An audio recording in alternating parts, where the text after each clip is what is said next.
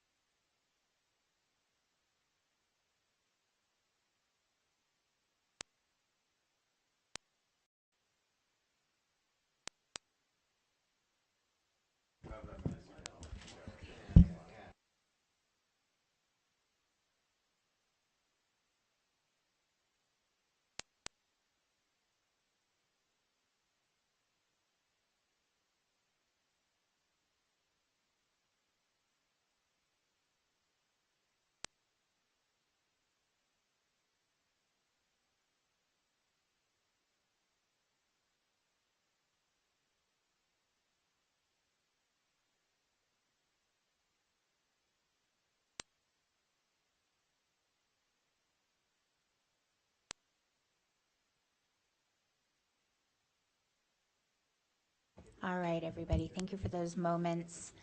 Before we hit the gavel and officially call things to order, I'll make sure that we have Trustee Dr. Diane Nicolette on the line. I see her there. Just want to make sure to hear. I am here. Thank you so much, Thank Dr. you. Nicolette. Okay, folks, with this banner crowd. Okay, it is 10:06 a.m., and I will call to order this work session meeting of the Washoe County School District Board of Trustees. It is Tuesday, February 11th, 2025, and we'll call this meeting to order. And now I would like to ask for roll call from Clerk Woodley. Thank you, Madam President. Trustee Christine Hall, Present. Vice President Adam Mayberry, Here. Trustee Dr. Nicolette, Good morning. Trustee JJ Phoenix, Present. Madam President Beth Smith, Trustee Colleen Westlake, Here. Clerk Woodley here, and Student Annie Batavia. All present and accounted for. Fantastic. Okay, so before I move on, we do have Dr. Nicolette on the screen, and so every so often, just so everyone knows, we'll make sure to go to her. We'll keep an eye out for her hand being up, and so we'll all take deliberate practices to make sure that she's involved, because it always can feel a little bit separated when you have somebody attending virtually as well. Okay, so moving on to our Pledge of Allegiance, we have a new face here at the dais. We are normally used to our Chief Legal Counsel, but today we have our Deputy Legal Counsel. And so, Ms. Sarah Montalvo, will you please lead us in the pledge?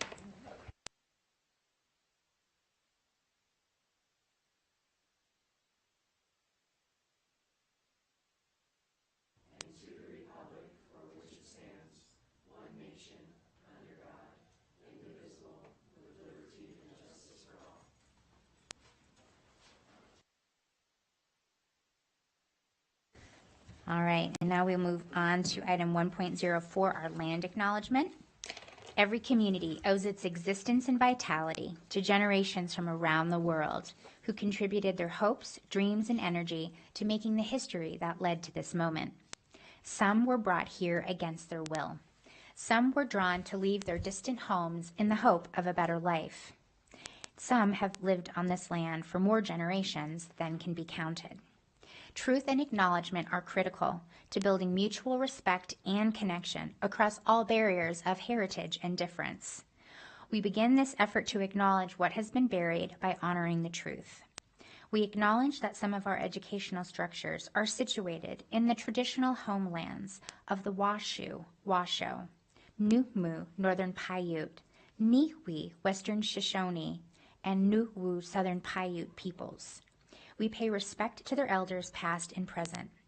These lands continue to be a gathering place for Indigenous peoples, and we recognize their deep connections to these places. We extend our appreciation for the opportunity to live and learn in their territory. Thank you. So that closes item 1.04 and section 1 in its entirety, and we will move on now to section 2.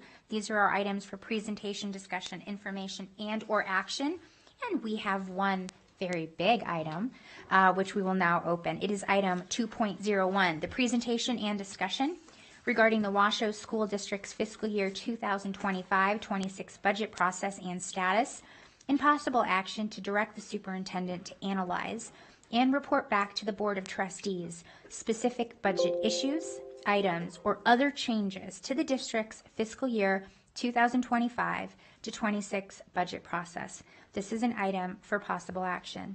With us today, we have in front of us our Chief Financial Officer, Mark Mathers, and our Budget Director, Jeff Bozzo. And before they take it away, I think we would be remiss to not acknowledge and praise that this team and the larger team that they represent have done a really extraordinary job in an unprecedented situation. Normally, we would have had our first budget meeting by now. Some things occurred, which we will discuss in this meeting. But the short version of this opening is to really offer praise and recognition that our finance team has put together something for a meaningful and substantive conversation, although a lot of things are in flux and technically information is changing nearly by the day. So just wanted to offer that recognition and let you guys get started. And along the way, we'll be talking amongst ourselves about what votes could look like, what analyses look like, and what all of these parts and pieces, how they all play a part in the work that we'll do roughly over the next 5-ish months. Okay. Thank you so much, gentlemen. Take it away. Yeah, good morning. Thank you all for being here. Really, the purpose of this discussion is just for staff to start engaging our board on how the fiscal year 25-26 budget will be prepared and constructed. And that fiscal year is the fiscal year, again, starting July 1 of 2025. It's roughly 6 months from now, carrying through to June 30th of 2026. So again, the purpose of really the discussion this morning, which is, you know, a little later than we normally like to do it, is to cover what we know about the state budget, and then to start laying out the budget process and timeline for you all. Along the way, we'll, you know, cover, again, what we think we know about the state budget as of this point. And as President Smith acknowledged, there's been a fair amount of confusion and uncertainty about the state budget and the process that we've kind of gone through to this date. So we've done our best to lay out what we know at this point. This presentation was prepared and finalized last Thursday. There was some additional information dropped late Friday afternoon. We will correct a couple issues where we thought we knew what the case was, but the documents dropped Friday kind of corrected that situation. So again, this kind of sets the stage for future budget conversations. And, you know, for those listening that may ask, well, why do you start talking about the state budget when, right, this is about the district's budget process? And as you know, we don't really control our destiny in terms of the resources we have to budget. 99% of our general fund revenues come from the state. So whatever happens in Carson with the state budget and the state education fund budget really controls what you have to spend. Now, this board does control its destiny in terms of deciding how to spend it, but it doesn't decide how much revenues there are, i.e. how big that pie is. That is controlled, like I say, in Carson City, and that will come out of the legislative session that'll be hopefully completed on June 2nd. So that's why we, again, start with this discussion of the state budget. We'll continue that discussion to the next budget work session on the 25th as we know more, but we'll get into it. And so just in terms of the agenda in front of you, we'll actually start with Jeff going through some of the building blocks to the budget process. Superintendent Ernst will go over his budget priorities for the upcoming fiscal year. Then we'll get into the state budget. We'll also touch on the federal funding situation, another source of some uncertainty for us. And then we'll conclude with some of the known impacts to our own budget and conclude with just the timeline. And along the way, we're always open to feedback, questions, etc. So don't feel bad about interrupting if need be. Yes. And I'd like to just plus one onto that. So this is a work session. Legally, there's no designation between a work session versus a regular meeting. But the vibe of it, particularly for our newer colleagues and for also having Dr. Nicolette on the line, is to have a conversation. So if there's something that you have a question on, if it's addressed later, they'll mention that, or we can talk about it. So it's really meant to be a dialogue. Sometimes when we do our presentations, we kind of let them go through the things, but it's absolutely okay for us to be talking through these things. All right, we'll move on to the overview of the budget process. So during the legislative year, as Mark alluded to, the kickoff is really the governor's budget or the governor's recommended budget because our revenues are decided by the state. During the budget process, we have structure, and that structure is around our strategic priorities, so the strategic plan or budget priorities that we'll go over in a few moments. And also our budget principles, which I'll get to on the next slide.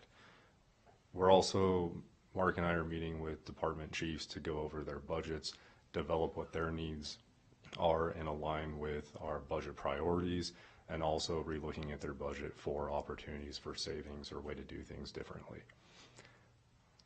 Starting back in September, we started modeling different budget scenarios based on enrollment, labor costs, and state revenues. We've showed you, I think it was a little over a year ago, our 4-year financial plan. It's a really cool tool. We won't bore you with that right now, but it's exciting for us. And then the course of the economy is a pretty major theme here. So in December, the State Economic Forum meets to project revenues, and the governor's budget is confined to those projected revenues. Then again in May, the State Economic Forum convenes again to update their revenue projections, and that's what the final revenues that the state's budget will be determined by. So May is a major point in the budget process. Again, we'll touch on that a little bit later, but the course of the state's economy is a big deal in this process. And then again, throughout the process, we'll come to you with budget recommendations based on priorities and also opportunities for new investments, or if we need to make some cost reductions or realign certain things with our budget priorities, we'll bring those recommendations as well. And the budget process goes through the end of June, so you'll get used to seeing us up here on a regular basis. So getting into our board fiscal policies, the first one here listed is a structurally balanced budget, and my apologies, that should say board policy 3110 there. But a structurally balanced budget is when your recurring revenues are equal to or greater than your recurring expenditures. Maintaining a structurally balanced budget is a sound fiscal policy. We've had 6 straight years of structurally balanced budgets in the general fund. I think that speaks to the board's discipline in maintaining this budget policy here, and also to the importance of it. Our unrestricted ending fund balance target is 12%, so that's 12% of general fund expenditures. And then also during the budget process, and number 3 here, the starting point for a budget is you roll what you currently have forward, and then that's not the ending point. We're reviewing the budget in a strategic way. Does everything align with our strategic plan and our budget priorities? Are there things that don't anymore that should be realigned? Are there patterns of spending that are below historical levels and we can rebase department budgets? And then also that long-term perspective and that multi-year financial plan I spoke to a few moments ago. There's also Nevada revised statute requiring strategic priorities for a district's budget. So that would be our strategic plan, and also the budget priorities that Superintendent Ernst will get into in the next slide. Last year, you'll recall that our budget process was centered around our strategic plan and major themes. So we do follow this law, just so you know. And with that, I'll hand it over to Superintendent Ernst to discuss the budget priorities for this year. Thank you, Mr. Brazel. Thank you, Mr. Mathers. So as we're looking forward to the strategic priorities, many of them remain in place as we have identified over this past half year or so, and certainly all line up with our strategic plan. We look at chronic absenteeism continuing to be fundamental in the work that we're doing, working to improve academic achievement for our students. We also look at special education, our English learners, as well as early childhood education. Certainly, many educators intuitively understand what an investment early childhood education is, and so by being able to make this investment and continuing to build seats for students, we think that we can make some progress that way. Again, that feeds to that overall academic achievement. Recruiting and retaining high-quality staff continues to be really at the forefront of our efforts. As you're aware, we have Assembly Bill 49. We continue to push on that at all levels and really believe that the better that we can recruit and retain high-quality staff, the better that's going to be for our students, for our families, and for our staff. Increasing operational efficiency continues to be a way of trying to recoup some costs and help us operate at higher levels. So we'll continue to look at all areas of operational efficiencies that we can gain. We've talked to you a little bit about the ERP system previously, and we'll continue to look at a number of operational efficiencies across all departments, and then continuing to strengthen climate and culture, just recognizing we're the 8th largest employer in the state of Nevada, employ nearly 9,500 employees. And so recognizing how important it is to make sure that we are strengthening and maintaining a strong climate and culture. Really quick while we stay on this slide, just for anybody who's following along, or for all of us as we go through this, because it will be a different budget process than previous years no matter what. Can we talk for a brief moment about how these specific priorities will come at a later time, just to kind of flesh out that you've gone through the overview of it, but what this looks like in the recommended practice would come at a future budget meeting, right? Yes.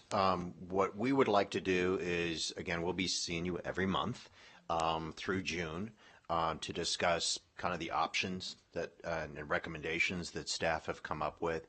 And what we'd like to do is present those options and recommendations to you in these categories. So we will come to you to talk about what our solutions are for chronic absenteeism. And then we'll come to you again kind of with a chapter for special education, English learners, early childhood, and so forth. So we'd like to keep to these themes or priorities as we talk to you so that you can look at them right in through that lens versus giving you 100 kind of options, recommendations that aren't ordered in any particular way, if that makes sense. I would say that looks like it makes sense. And so later on in this meeting, when we consider, or if we consider like specific analyses that we're asking for, it's totally okay if, obviously they should fall within these categories, but the things that this board may take a vote on to say, I'd like to see a specific analysis of this.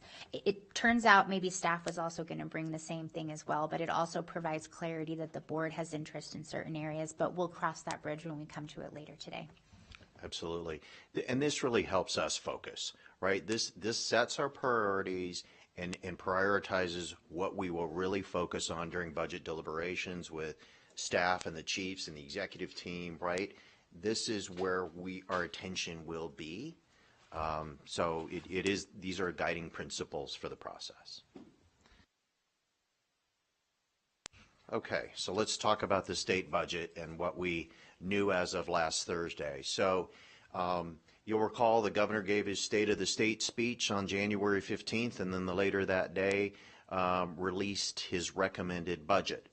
Unfortunately, the Legislative Council Bureau and the media had identified a $335 million shortfall in that budget. And I won't go into how the state budget's prepared and some of the nuances of that, but that caused a pause in the process. Really, the state couldn't move forward until the governor presented budget amendments to correct that issue. And those came last week, where the governor's office presented a slew of budget amendments rectifying that situation in large part using one-time monies and carryover savings to fund ongoing costs. So a little different approach than what we use, but they did cover the gap. Unfortunately, what we heard last week was that there was an error identified by the state in their funding of the state education fund, and they decreased their funding of the transfer to that fund by $52 million. So that was one way in which they covered that $335 million deficit. We, as of last Thursday, were waiting for the revised state budget to be released. I don't actually think there will be a revised state budget document. Instead, what the state seems to be choosing to do is just release the budget amendments. And then so you have to take the base budget and apply the budget amendments to kind of see where we're at, more or less. Again, budget documents dropped last Friday late afternoon, so we didn't have time to amend this presentation. But we'll go through what, again, we know as of this date. There will be hearings later this week that we'll be paying close attention to that will hopefully provide further clarity on the state education fund budget. And as Jeff mentioned, all of this is somewhat a prelude to May, when the Economic Forum, a body of experts, re-meets and adjust general fund revenues either up or down. Normally in the last several bienniums, it's been up. I can't say for sure that'll be the case in May. We'll just have to see. But that's kind of, the overview of kind of the process that's happened to date. So the state education fund has one main account, the pupil-centered funding plan account, and this is how school districts are funded by and large. This is a revenue-driven budget. This is not like a cost-plus based budget where we take, all the school districts' budgets and apply an inflation factor and adjust those budgets up like we used to do with the old Nevada plan. This is really the new funding formula, the pupil-centered funding plan, really says whatever you take in terms of revenues and sources is what you get to spend. So if we have, like the current biennium, a situation where revenues are anticipated to grow greatly, great. You have a lot more money to allocate towards programs and compensation increases and so forth. If those sources are flat, that's what you end up with. So it's just what you get is what you get to spend. As you can see here under sources, there's really only three main sources to this account. It's not a very diversified set of revenues that goes into the state education fund. The state general fund transfer is roughly a $1 billion out of the total $5 billion state education fund budget, so roughly 25%. That is kind of the only discretionary part of this revenue mix. That is the amount that the state will transfer from its general fund to the state education fund. And so when the state's preparing its budget, constructing its budget, it has to decide how much do we want to support K through 12 versus higher ed or corrections or welfare programs, health and safety programs, and so forth. So they do have discretion about how much they want to spend within kind of the confines of SB Senate Bill 543 from the 2019 session that did set some parameters, but they don't actually technically legally have to follow those parameters.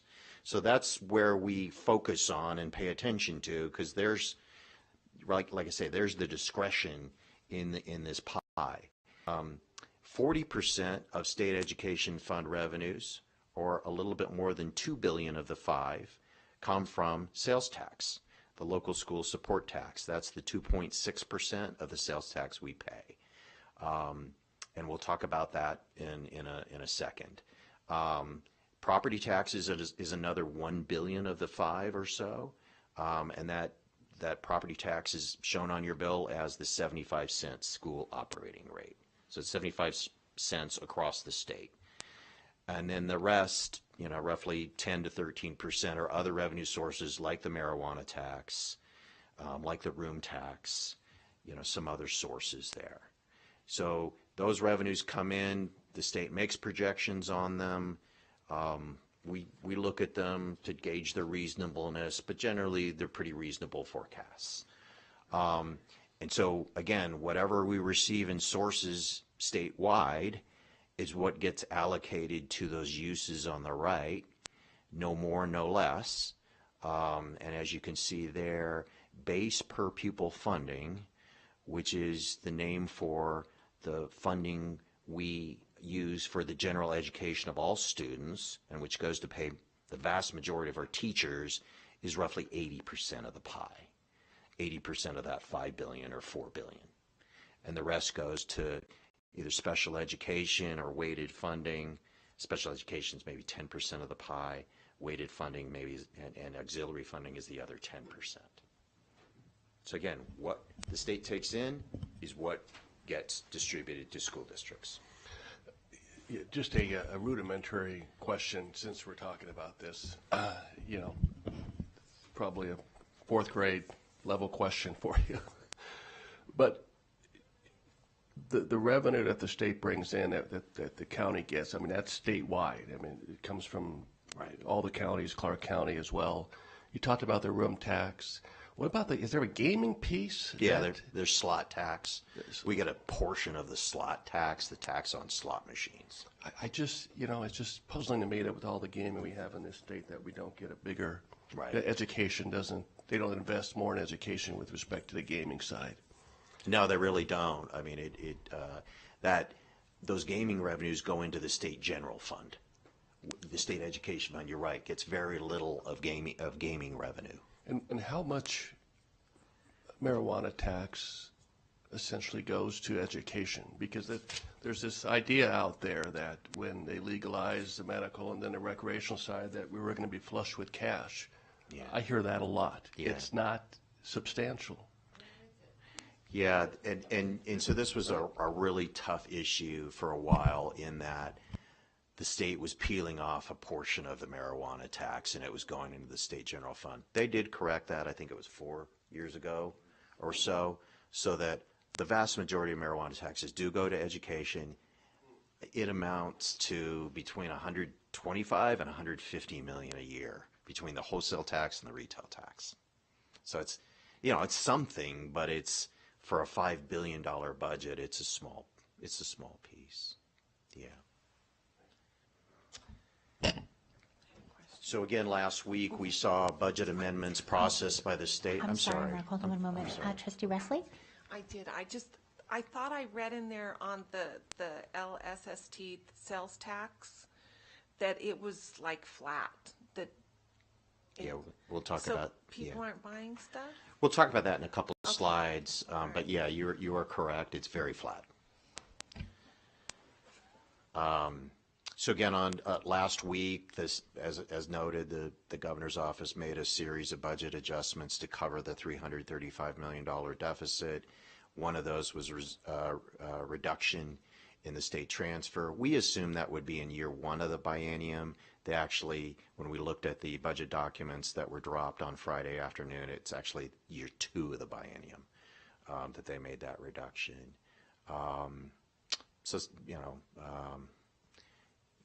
We will again report to you on the 25th with more specifics. So here is the pupil-centered funding plan broken out by kind of major source. And I know this is kind of a busy chart, but if you could focus on the bars to the right first, you'll see that total funding, and again, this was based on the assumption that the reduction was made in year one, but these numbers don't change dramatically. Total funding in the pupil-centered funding plan account of the state education fund goes up 2.1% in fiscal year 26, and then 2.4% in fiscal year 27. So it is incredibly flat, if not low. The bars to the left break out, again, pupil-centered funding revenues not including the state general fund transfer on the left, and in the middle, the state's actual general fund transfer. So I'll start in the middle. So when we talk about how much has the state increased its support for K through 12, its transfer to K through 12, again, there's going to be some slight changes in the numbers here based on the actual plan, but not greatly.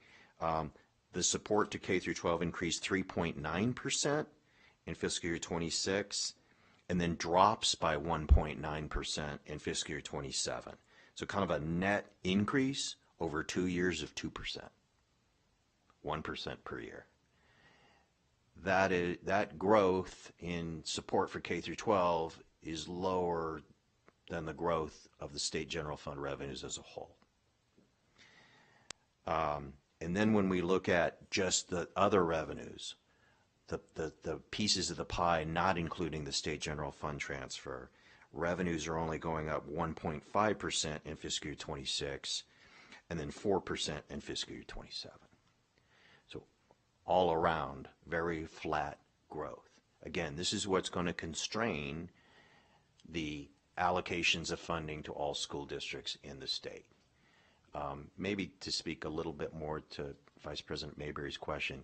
So again, all revenues coming from all regions of the state are put in a pot basically. Then there's equity adjustments, kind of a black box process that then generates what we all each individually as school districts receive in per pupil funding. So Clark County sales taxes are mixed in with Washoe County school taxes and the other 15 counties, and right, it goes into this funding model that then is washed through various equity adjustments and spits out what each school district gets. And I think you have this in your slides, but those equity adjustments have not historically been kind to Washoe.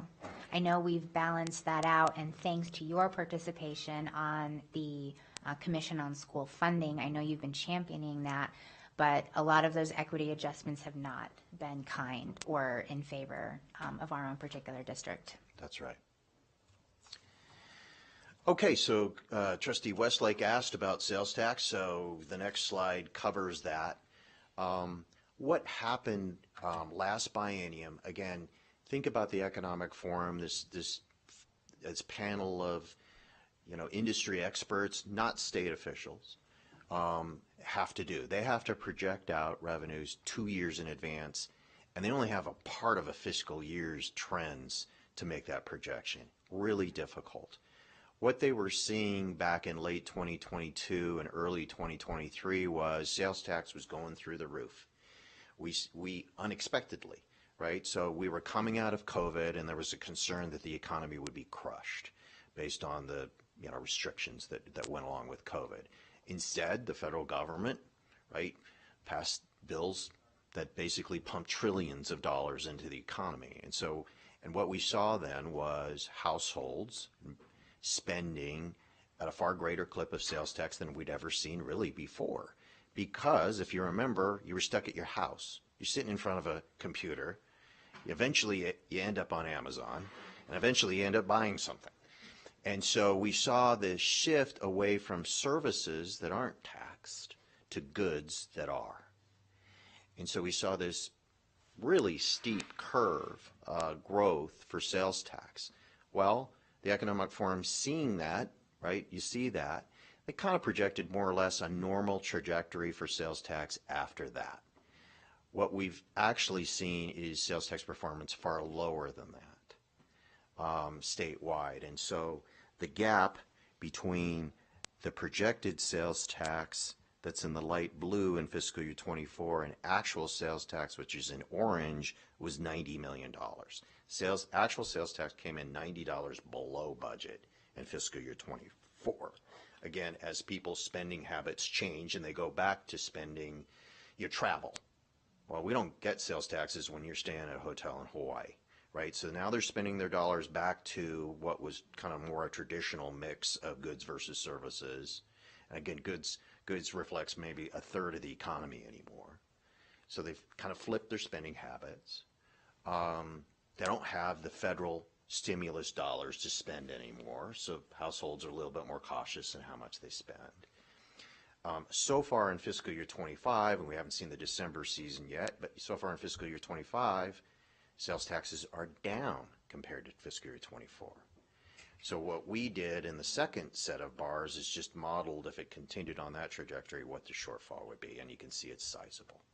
So what the Economic Forum did when it met in December of 2024 was reset its sales tax projections based on what they have seen and what we have seen. And so you can see that third light blue bar is lower than what was projected in fiscal year 25, right? Significantly, as they've seen what's going on and adjusted downward their projection. So that's the long and the short of why sales tax is just so weak, which negatively affects the state education fund pie, size of the pie, because again, sales tax represents 40% of the state education fund revenues. So when the slice representing 40% is zero or negative, you've got problems. So that's what's happening there.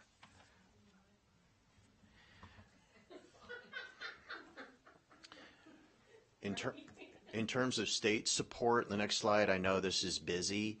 What we did was separate it out. So you heard the governor commit to extending SB 231 funding, which is a good thing. So we have bipartisan support to continuing Senate Bill 231 funding for compensation increases. For our district, that amounted to roughly a 4% cost of living adjustment for our employees. Statewide, that's kind of what it averages out to as well. So in his State of the State, he talked about continuing that funding. We've broken out the funding of SB 231 compensation versus the rest of the K through 12 budget. And I'll explain or hopefully along the way you'll understand why. So if I isolate the bottom of that chart in SB 231 funding, the state general fund covers that this biennium. It's $125 million a year, $250 million total. That comes out of the state general fund. What the governor's proposed is to transfer money out of the general fund to the state education fund next biennium. He's expanded that compensation increases to charter schools, which is why it goes up to $144 million. So net, the state's commitment to SB 231 funding goes up $38 million, but it remains basically a state general fund commitment. So then if we go back to the top of the chart to see what remains for all of our staffing and programs we fund now, you can see that in fiscal year 25 that amounted to $1.488 billion. That's how much the state transferred into the state education fund. In fiscal year 26, it goes down to $1.40 billion. And then in fiscal year 27, it goes down to $1.37 billion. So you're going to hear a lot of numbers thrown out there. One of them compares the last biennium, actuals for fiscal year 24 plus budget for fiscal year 25 to the budgets for fiscal year 26 and 27, and you're going to be told it goes up. And it does go up now. You can see in that column, biennium over biennium, that includes, it goes up $147 million on paper. But if you look at fiscal year 25 versus fiscal year 26, and then fiscal year 27, you can see what is there to fund everything but SB 231 goes down. So, numbers are tricky, and that's why some people can say it goes up. But if you look at fiscal year 25 budget to fiscal year 26 budget, which is how we would look at it, it goes down. Overall, in total, you can see fiscal year 25 versus fiscal year 26. If you factor in the state general fund support for SB 231, it goes down. Now again, biennium over biennium, one can argue it went up, but that's not how we look at budgets, right? So that's the slide covering state support. Again, why this is so important is because all the revenues that go into this fund, including the state general fund transfer, funds those following functions.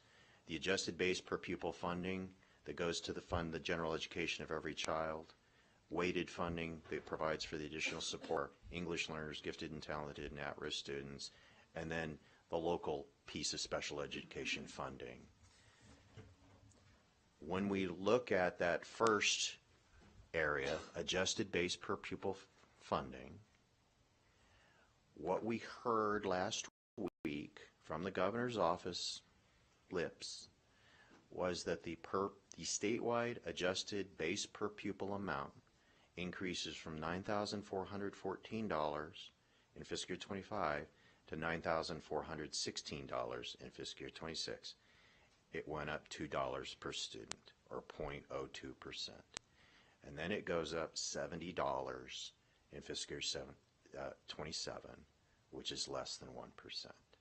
So if you're a district whose enrollment stayed flat, right, and nothing else changes, basically your adjusted base per pupil revenues go up 0.02%.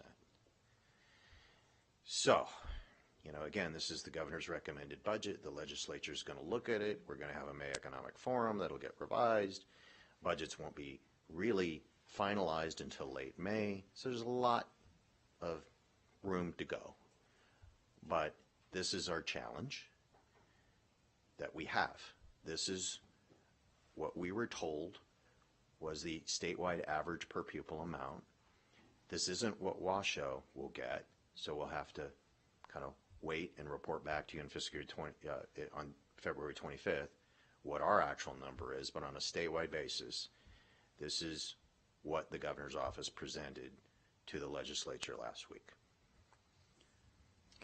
Really quick, just going to take a pause and see if Trustee Nicolette has any questions up till this point. I just want to deliberately make sure that we invite in your voice. Dr. Nicolette, if you have any questions, if not, we'll just keep going. I'm fine. Thank you for taking care of me. Thank you.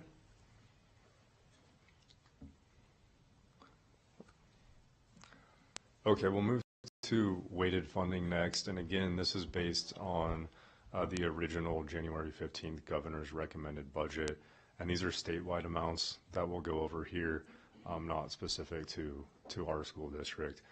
So English learners funding is set to increase 4.1% from FY25 to FY26. At-risk funding is set to decrease by $43.9 million or 21% in the upcoming fiscal year compared to the current fiscal year. And then gifted and talented funding is set to increase by 17.2%. Then looking at FY27, each of these weighted funding categories is set to decrease by 0.1%.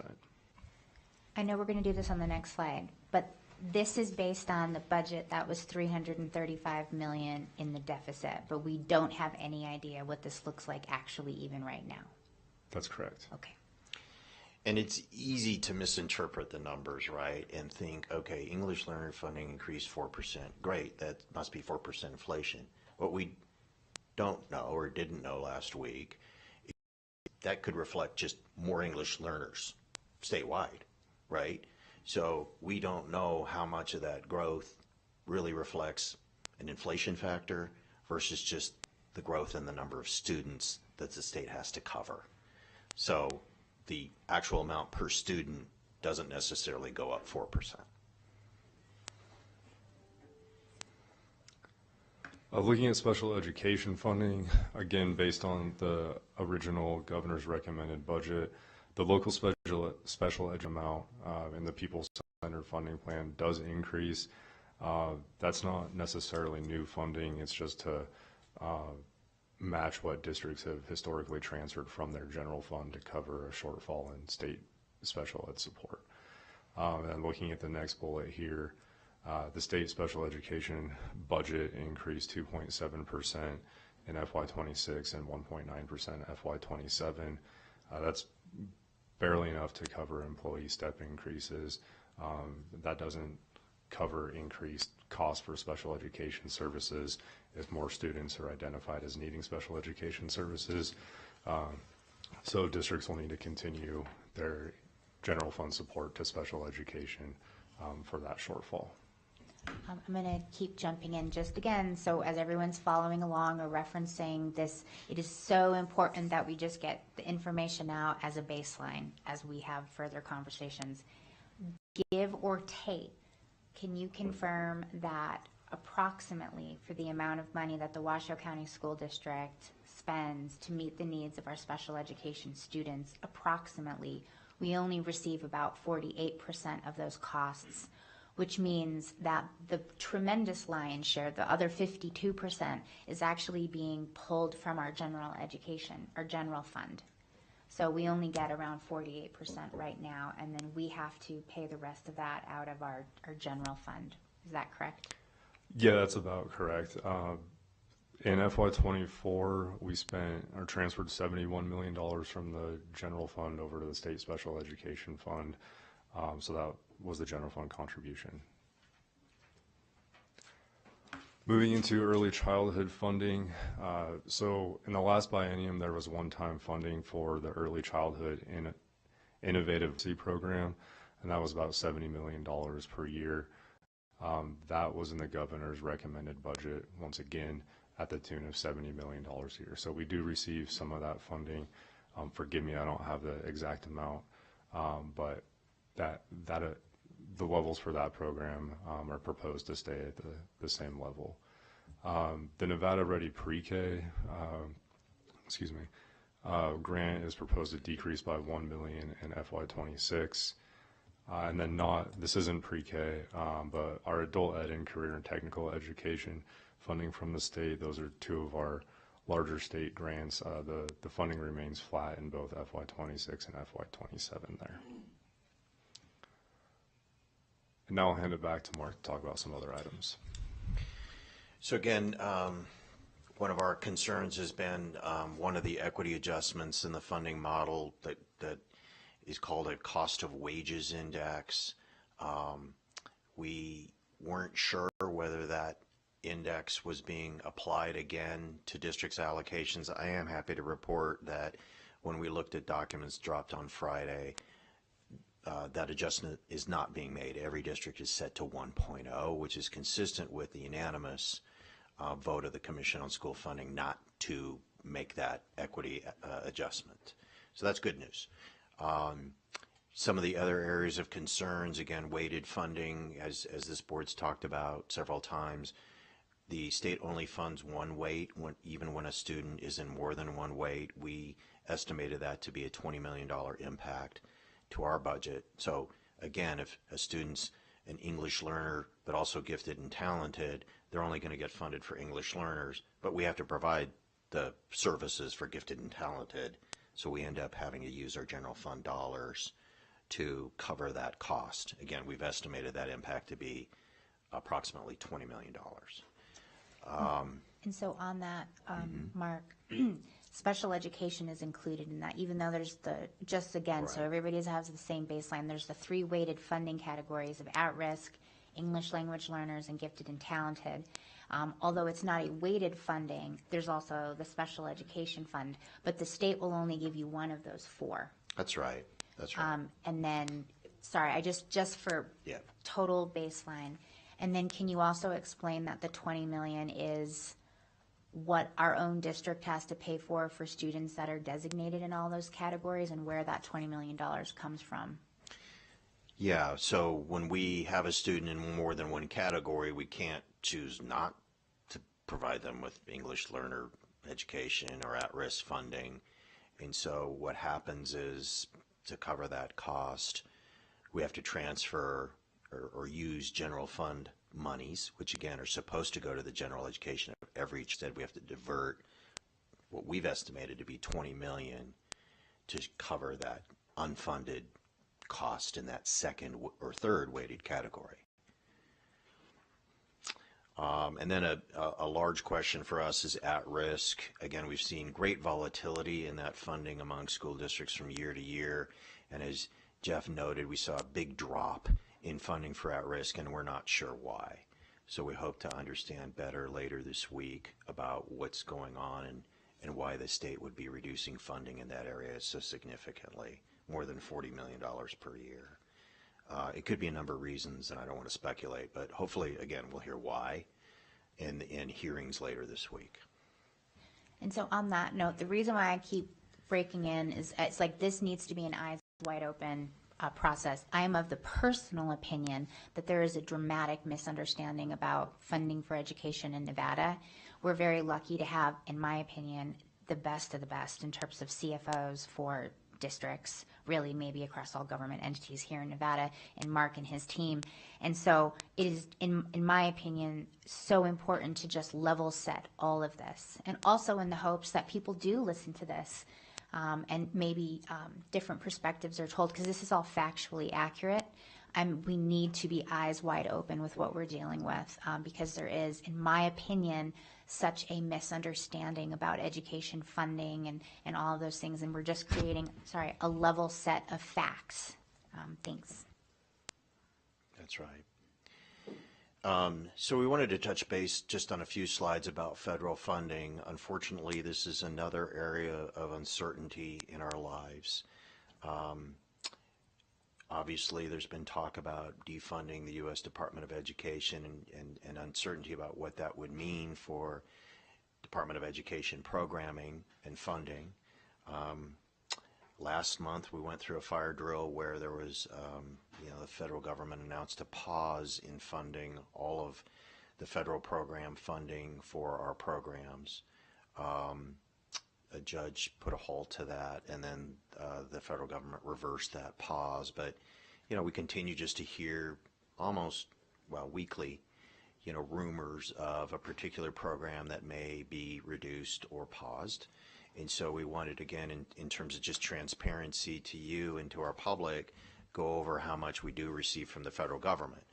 So from the U.S. Department of Education, we receive a total of $37 million of new funding in fiscal year 25. There's carryover funds, but in terms of what we were allocated in terms of new funding, that total is $37 million. A little less than $13 million goes to our Title I schools to support those students in the highest poverty categories. You can see what that goes to. It amounts to 36 elementary schools, including 3 of our district-sponsored charters, 8 middle schools, and 5 high schools, as well as 3 of our alternative schools.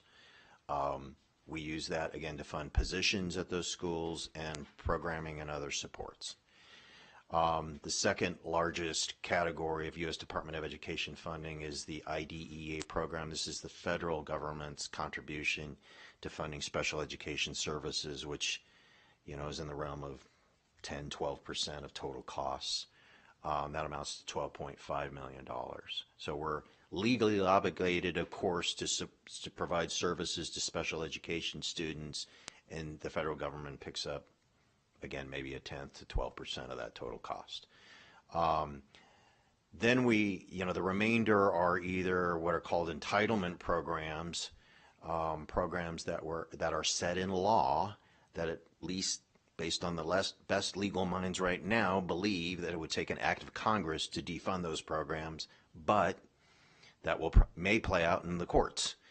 And then there's Department of Ed discretionary grant programs. These are programs that the agencies have authority over and probably I would consider the most vulnerable. So among our entitlement programs, Title IIA, Title III, Title IVA, Perkins Grant for CTE, Title VI for our Native American Indian education programs, right? Those are important programs.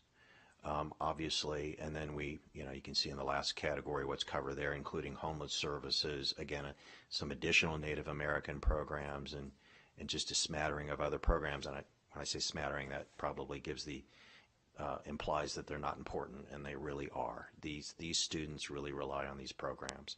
So, again, total of $37 million we received from the federal government, and if there were cuts there, we would have to talk about how to cover the costs of those programs if we could. That would be a major issue for us. And then in terms of other federal funding, the biggest one is from the U.S. Department of Agriculture for nutrition services programs to feed our children. A total of $29 million is received from the federal government for our CEP, Community Eligibility Provision Program.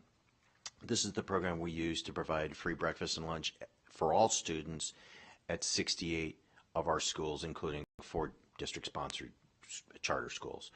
So we have continued to expand the CE program more and more each and every year, including subsidizing that program for, I think it's 7 schools, up to the tune of $500,000 per year.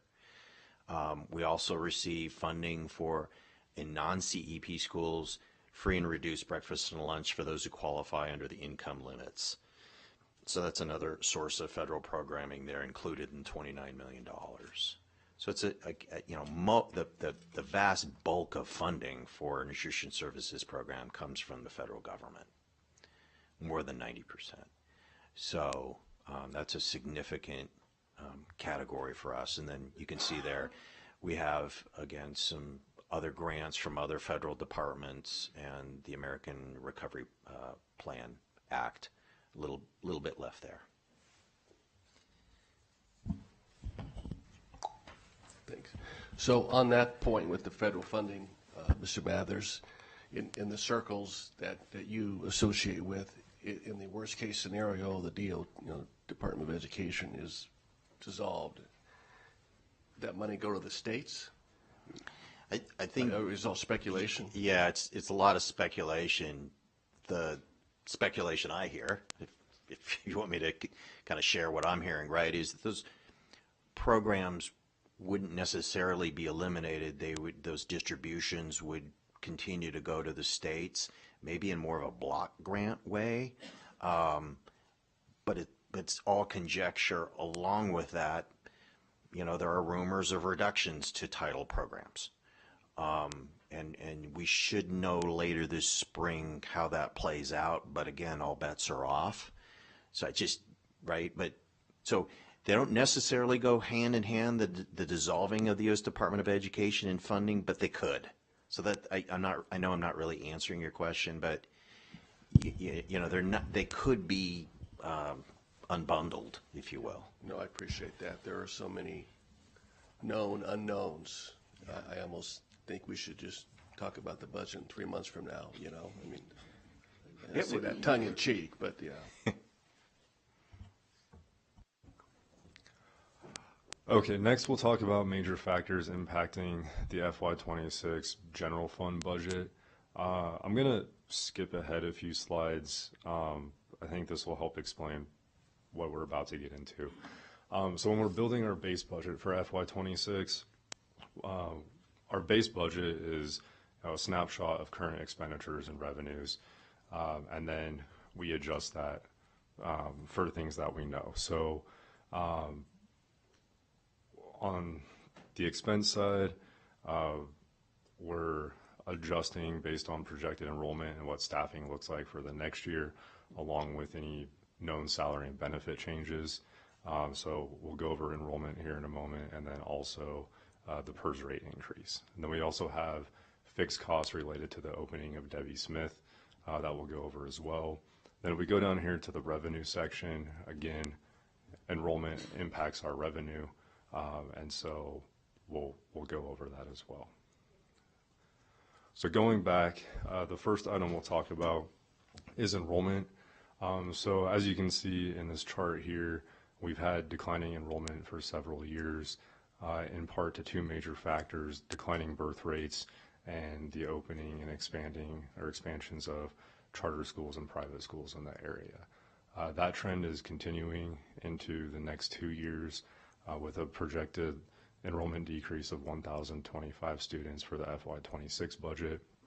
And FY27, we're looking at a enrollment decrease of over 1,800 students. A major part of that is the expected opening of the Matter Academy charter school that it's expected to open with 790 students.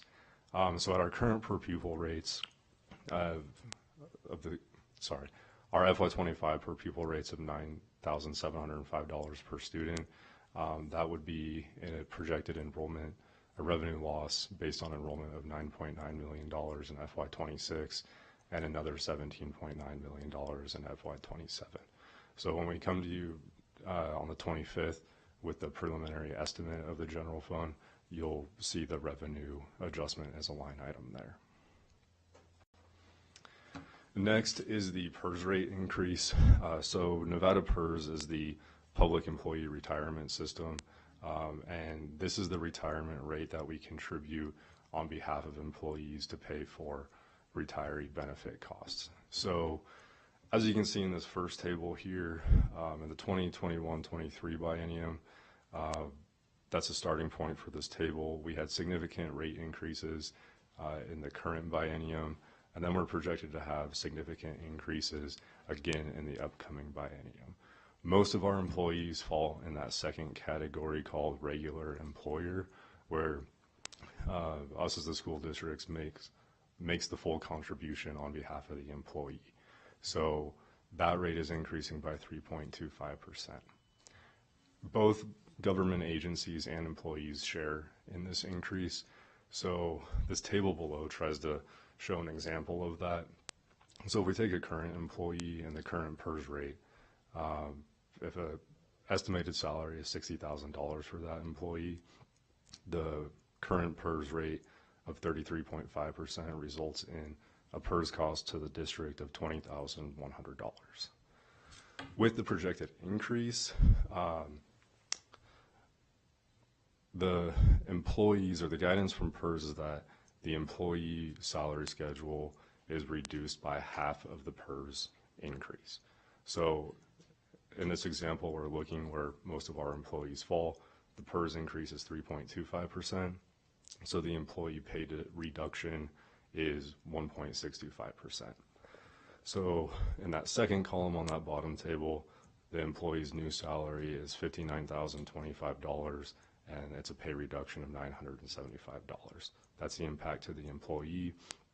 On the district side, with the rate increase to 36.75%, that PERS increase, the net cost of the district is almost $1,600. So when we calculate that across the whole entire district, the impact to the general fund will be a net cost of $4.6 million. I don't know about anybody else, but this is blowing my mind right now, blowing my mind. And we obviously don't have a say. Here's my question. Does anyone have a say over this? I'll just pick one line item. The fact that the PERS can nearly, as proposed, be almost 60% for, I mean, like, how high are we going to go? I know you don't know the answer to that. Are there any checks and balances on this? Literally anywhere? Like, do we get to weigh in? Does anybody get to weigh in to explain the impacts of all of this? By the way, that is not directed towards you. It is a universal acknowledgement, but not directed to you, of course. Well, I can tell you we found out by receiving a memo that here's the rate change. And that's typically how we find out about these rate changes. That's all I'll say about that. I mean, And there's no checks and balances to this. They can just do this? well, I see your line, and after he answers, you'll. Well, I was going to ask the same question. So who is it? Who's deciding this? So the PERS board receives an actuarial report where there's a projection of costs and there's a projection of revenues, and that's what sets the rate. The PERS board is required to adopt the recommendation of their actuary. Now, there are strategies to mitigate rate increases, and the PERS board has taken advantage of some of them in the past. So, but the PERS board is confined, right, to that report and those recommendations, and that's what gets presented to the legislature and has to be built into the state budget. I have to believe this is a conversation the legislature is going to have because it affects the state as well, right? Yeah. And it affects every local government in terms of, first they have to cover this additional cost, but then just as importantly, the employee is going to see their salary reduced. And just to be very, very clear, this in the box below didn't assume any COLA increase, right? This would be if they got no COLA, they would get a net reduction on their paycheck. Right. So I have to believe it's a conversation the state will have. Maybe there'll be another round of pension reform and another tier of retirement benefits that's created or something else, maybe in response. But we really haven't heard a lot yet about this, despite this being a massive issue. So just for clarity, at that matrix there, the green matrix, in that scenario, what percentage of a COLA would an employee need just to break even? 1.625. Oh, you said that. Thank you. Yeah. 1.5. Thank you. Jeff, you're bringing Yeah, thank you. I get the good slides today. So next we have the Debbie Smith CTE Academy. So when we open a new school, there's a set of fixed costs for typically various positions like principals, deans, counselors, secretarial staff at the school, custodial staff. In this case, we have athletics and additional transportation, and also a high school police officer. That'll all just be the base staffing for Debbie Smith for the 700 students that are set to attend there next year. Those costs are about $4 million for all those positions. And then we also have non-personnel costs for just the school's supply and equipment budget. Also, in the last year's strategic plan budget, high schools were approved to have an intervention or intercession budget, so that will be added for Debbie Smith as well. And then there's utility and maintenance costs included in that number. all in all, the fixed costs for Debbie Smith are $4.5 million. So that'll be an additional cost that you'll see lined out when we go over expenditures at the next meeting. So to just go over the rest of the budget process, again, we touched on this slide earlier. When we build our base budget and make the adjustments for revenues and expenditures, some that we just talked about, what that gets us to is an estimated surplus or deficit. And you'll see that estimate at the next meeting, and that really helps guide us on how do we go forward. If we have a surplus, then what investments do we want to make to spend that surplus? If we have a deficit, then we still might have some investments we want to make, but we also have to find cost offsets and other reductions so that we have a structurally balanced budget. Progress to date. So there was the reorg that went to the board at the last board meeting, and that helped set up the process moving forward, and operations and finance areas will be next. Mark and I have had initial budget meetings with chiefs and departments to review requests that are aligning with the strategic priorities and the budget priorities of the superintendent, and also reviewing major contracts and opportunities for savings. So again, next or 2 weeks from now, we'll have revised allocations with what we know and present either a preliminary surplus or deficit. We already talked about this slide a bit. So timeline, we're over into the February section here where we begin the board budget discussions. There's a long ways to go. As we've talked about, we'll see you every month through the end of June so that we can get our amended final budget filed by the deadline of July 2nd after the legislative session ends. So there's a long way to go. We'll be providing updates. With that, I think we'll open it up to any questions. So I know we've had the opportunity to all chat. Before we move forward, because I'm likely to go to public comment, I do see we have one guest that has joined us. Dr. Nicolette, I want to give you the opportunity. We've, of course, all been dialoguing, but I want to make sure you have an opportunity to be heard before we go to public comment. Thank you. I appreciate that. The only thing, two things. Thank you very much, Mark Mathers and Jeff Bozos, for this. This is a wonderful culmination of hours and hours and a very deep dive into a lot of numbers. I will say that I agree with CFO Mathers that from a sustainability lens, it is high time and probably well overdue for a deep dive into the PERS system, because sustainability is a true issue, and I think we recognized that probably 10 years ago, but we continue to kind of bury our head in the sand on this one because it's a very tough issue. And so thank you, Mr. Mathers, for recognizing that. I'm good. Thank you for asking. Thank you, Trustee Nicolette. Okay, so here's what we're going to do. Since we've all had the opportunity to chat and I don't see lights on, we will go ahead and we'll move for public comment, and then we're going to take a break. We need to take a break. We'll take a few minutes, okay?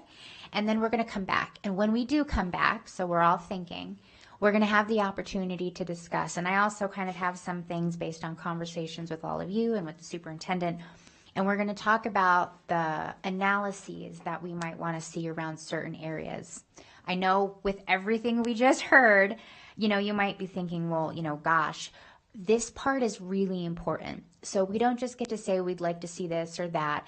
It's something that actually has to be a vote of the board, and it provides direction to the superintendent and to the team about the areas that we are specifically interested in. It could also look like areas that we want for the next budget meeting them to come back to with a deeper dive on. It does not mean we are passing any of these things. It is a way for us to act as a governing body, as a whole, to provide direction around the areas that we want additional information for or specific financial analyses. This will also guide what the team comes back with us on. It doesn't mean we're necessarily going to do it, but it's really important that we do this part up front so that the team kind of knows where our head is at because later in the process, we may be making decisions about areas where we have to invest more in through a full vote of the board, which could also, because everything has to have a checks and balances, which could result in a balancing of another area. And so this part of the process is really important for the rest of the budgetary experience for the team and for the board. And we'll talk more about that when we actually do it and you kind of see the process happening. I think last year, I'm just picking, I think rough numbers, I think we originally passed maybe like 6 analyses and we ended up passing 4 of the 6, give or take by 1. So again, passing in analyses just tells the team this is work we'd like to see, information we'd like, scenarios we'd like you to create. It does not necessarily mean that we're going to necessarily adopt it. We just need to know that now as we plan ahead. Thank you for that opportunity to just explain that for everybody. And JJ, do we have any public comment?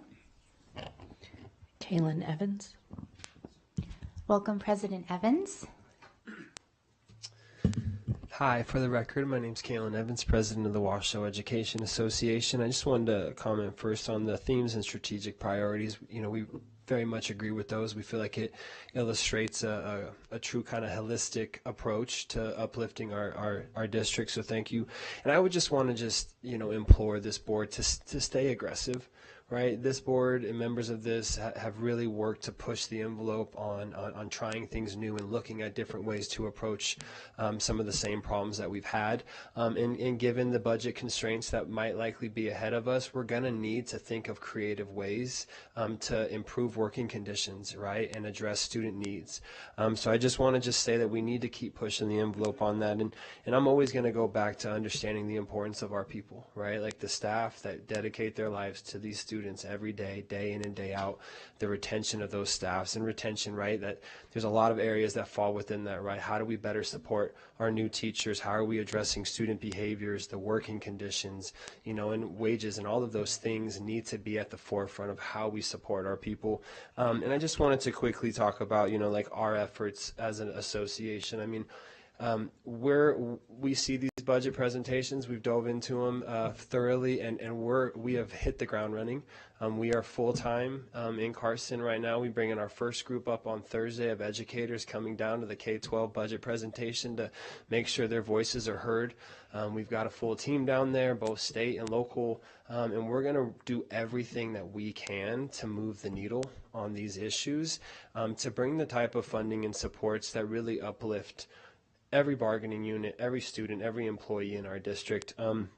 And so while we see these things, and obviously there's concerns there, it's reminiscent of last session though too, to a degree, and I'll tell you why. When we went into that building, because of the governor's proposed budget, both sides were like, we're good. Like, governor's proposed budget, this is amazing. Kaylin, I was told there's no way that we're going to get any more funding. And we brought in weekly presence. Over 100 of our members were in that building throughout the entire session. And we hit and we hit and we hit. And I remember sitting in a joint finance committee at the end of the session. And one of the lead senators stood up and she said, she was sitting, but said, we've been hearing from educators day in and day out about the issues they're facing, and we need to do more. And at that point, they put additional $330 million. We pushed through SB 231. So what I'm trying to say is, while we have concerns, we need to use this to kick ourselves into gear. Everybody has a platform. Everybody has a position that they can help advocate, and we need to get to work and make sure that this is the reality when we hit the end of the session. Thank you. Thank you very much. And a good reminder as we go into the next phase of this meeting where we talk about the analyses we might be interested in. All right, team, it is 11:19 a.m., so I'm going to call this meeting to a recess until about 11:30.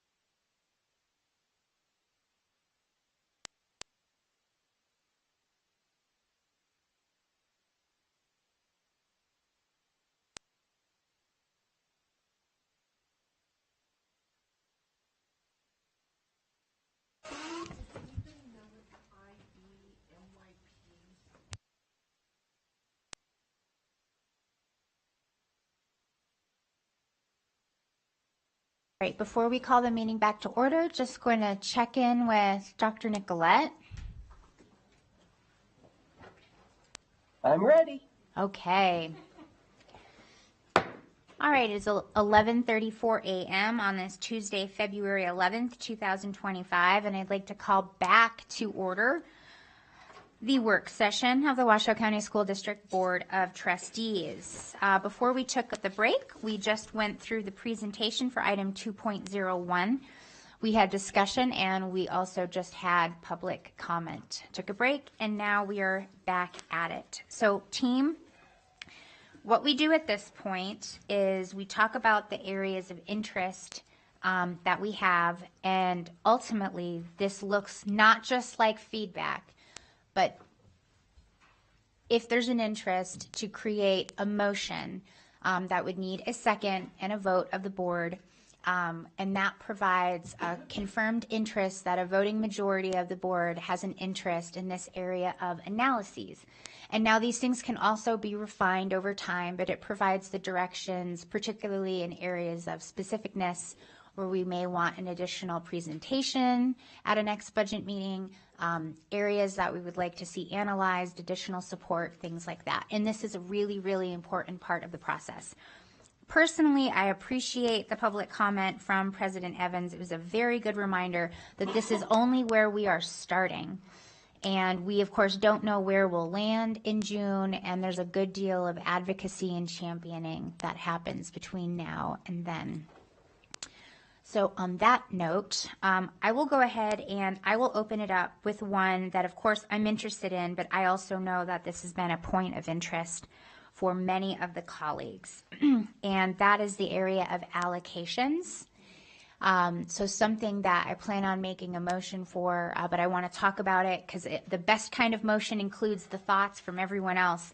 But what I've drafted and what I've considered based on our conversations and so much of the interest is a presentation at our next budget meeting that would go over how allocations are done in the district, and not just class ratios, but rather also how classes are allocated going into a new school year.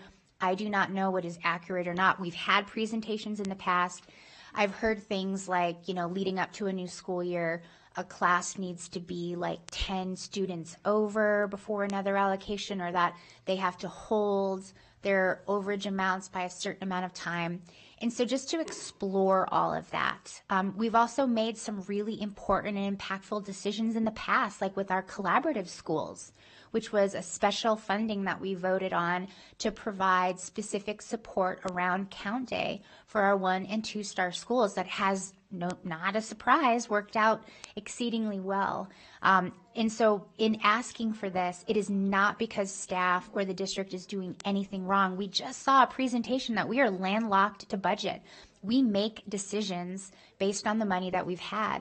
And like in the last budgetary cycle, this board made a decision to allocate a fund of money to provide specific support for 1- and 2-star schools, and also to provide support in 4th and 5th grade for 1- and 2-star schools. And so we would do that process again now. Now, I did think in the last budgetary cycle that we had some funding for mid-year allocations, although I'm not sure how that flushed out this year. I do, because I did read those answers from staff. But that is the crux of the motion that I plan to make, which would be for the presentation at the next budgetary meeting, but then to also direct analyses for alternate approaches. Now, those analyses may not be ready for the next meeting. I would put that in the motion. I don't expect the analyses to be ready. It just signals to staff that after we have the next conversation, we have already voted as a board to direct alternate ways of considering it, because it's all based on money. Staff designates ratios. Staff does allocations 100% based on money. And that fundamentally becomes our own responsibility, because again, where we invest more in, there must be balance in other places. It follows that eyes wide open theme. So I'd really like to, before I make a motion on this, I would like to hear from my colleagues in the area of allocations, because I would want to build in and bring together thoughts if this is something that is of interest to you. Thank you, President Smith. I know I would appreciate it. I don't want to say I don't understand allocations, because I understand there are allocations and the reason why we have allocations, and that there needs to be a process and policies in place to develop those allocations. But I have to say, personally in my heart, I know we have to get these class sizes down. I mean, to me, it's imperative. I mean, these teachers are overwhelmed, and our children are not being able to be served as well as we could if those numbers were down. And I just, for the life of me, I just can't see how we are going to move the needle in the positive direction. And I think it's great to have a baseline allocation. This is how it works. But when issues arise, when there is distress in a classroom, because yeah, the allocations, it's just a general, this is how we figure out the numbers. But when you look at the landscape in any classroom, every classroom is different. Every need is different. Every demand is different. The behaviors are different in every classroom. The whole makeup of the classroom is different from one classroom to another. And I just can't help but think we have a general way to allocate. Great. That's a great starting spot. But then when we see we're having an issue in this classroom and that classroom, I just think we need to do something to support that classroom, or that classroom is going to falter, and it's not going to be as successful as it could be if we just stick in this narrow corridor of this is what we have allocated for this amount of pupils. Again, that's not going to work for every classroom. It's just not. It isn't. It is not working. So what I'm hearing is that in a potential future analysis, if this motion were to pass, something you might be interested in one of those analyses is a budgetary line item for unanticipated needs. Absolutely. Where we don't know next year that a student is going to be heavily impacted behaviorally, and so you are interested in one of these analyses, or a part of this being a fund for unanticipated emergency needs for positions in classrooms that are unanticipated right now. Absolutely. And okay. I love analogies, because I talk in analogies all the time. So let's look at every classroom as a boat. And we have an allocation of one bucket per classroom in case that boat starts leaking. And that might work for the majority of the classrooms, but some of these classrooms, that boat is going down, and it might need 2 or 3 or whatever amount of buckets to plug all those holes and keep that bucket up above water. And if we could do that, you guys, if we could do that, I think we could make a turn. I think we could make a turn. But you stick to this one bucket per boat, there's boats that are sinking. Yeah. And they're going to keep sinking. No, I hear you. That's also fundamentally why I hope that the state seriously considers funding all the weights, because if we had the money from the state rather than borrowing from the general fund, I know we would be able to meet a lot of those needs. Absolutely. I'm going to go to Clerk Woodley, and then I see Dr. Nicolette's hand up. Thank you, Madam President. First, I want to acknowledge the improvements that have been made with regards to allocations. I know a couple years back we made some changes so that we wouldn't lose potential teachers with other agencies, so we appreciate that. But I do appreciate, Madam President, that you brought this up, because this is something we've talked about. We hear it from students, parents, teachers, and principals, so I will definitely be a second on that motion. Thank you.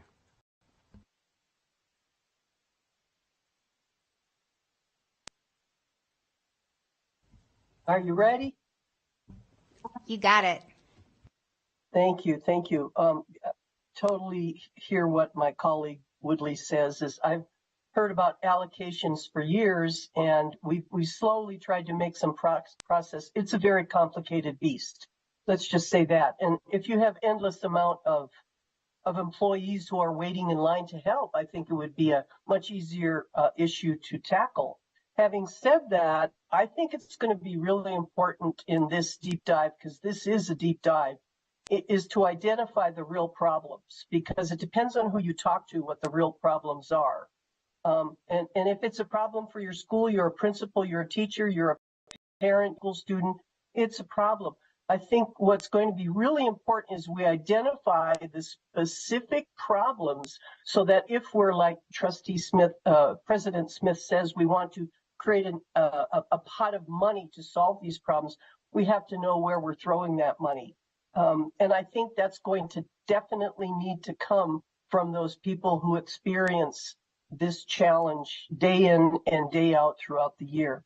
And when we talk about process and policy, that will help us identify what kind of processes that we can support from a emotional standpoint, and then also, of course, from a budgetary standpoint. Thank you. I appreciate the time. Thank you, Dr. Nicolette. I think kind of tag teaming off of what Dr. Nicolette just said, you know, what I hear all the time and what I experienced myself was one of those areas that we really struggle as a district is with our special ed. And we had a lot of public comment last meeting about that. So I think in terms of allocation, I think I would really like to see where we're at as a baseline with our special ed staffing. I know we're low, and a lot of our special ed teachers are having to double up on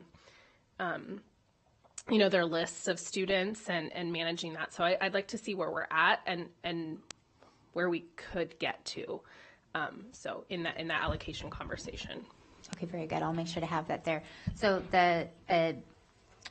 I'll make sure that that's included in the motion. The way that I've got this, Bill, and I'll take a stab at it, is, again, to be clear, that only the topic for discussion would be coming back at the next budget meeting, but that analyses would come later at a point to be determined based on the discussion that happens today and going forward, okay? So there's no expectation of analyses at the next meeting, but the conversation that's taken place today, conversations that take place, would inform the analyses you come back with at a point to be determined in the future, okay? Okay, so on that note. Can I say one more thing? Of course you can. Sorry. Because I agree with Trustee Hall here. I absolutely agree. Our special ed is probably one of the boats that really could use some extra buckets, if not a pump. But I do want to bring the attention to everyone, and I'm sure you've heard this on your school visits. It might not be to the forefront right now, but I keep this to the forefront because I know it's causing so much distress. Yes, we have special ed because those children have been identified and they have IEPs, and so we know that they're going to need extra. But there are kids in classrooms, sometimes a handful, 4 or 5 kids with really substantial behavior issues, but the parents are either resist to have EP established with, I'm not going to judge any parent. They have to do what's best for their child. Or we're just, it's not falling into a specific, you know, the peg's not fitting in a certain hole, and so the IEP's not developed. But for whatever reason, there are these significant behavior issues that are not in the special ed, but it still is a huge drain on the time and energy of the instructor, and it is absolutely affecting the other children in the classroom because the numbers in that classroom, and then with those behavior issues that really probably need special support anyhow, like in special ed or some other programs, and it's not there. So I just want people to realize that everybody's not in a specific category to be addressed, but the need is still there, and it is affecting everyone that is in contact with that. So thank you. And I think I have a way to build that into this too. I see Vice President Mayberry's light on for this discussion on this item, what you might like to see in it. Thank you. Thank you, Madam President. Yeah, I don't know where to begin. I'll try to summarize it because a lot of my colleagues stole my thunder, and I appreciate that. It makes it easier for me. But I do recognize as one trustee, and I would just encourage all my trustees and my colleagues to be realistic and don't set expectations too high. You heard the budget presentation. We can't get everything we want. I think that's important. I think, right, clearly special ed is important as well, right? We have behaviors issues. We have new teachers in some cases. I think in the allocation issue, I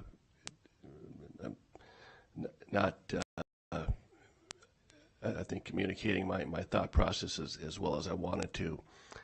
But I do agree with the allocation piece, and I think when we do a deeper dive on that, I think sometimes there's a disconnect with the state requirements and then the district requirements, because the district can't meet what the state mandates, hence the exceptions that we bring forth quarterly.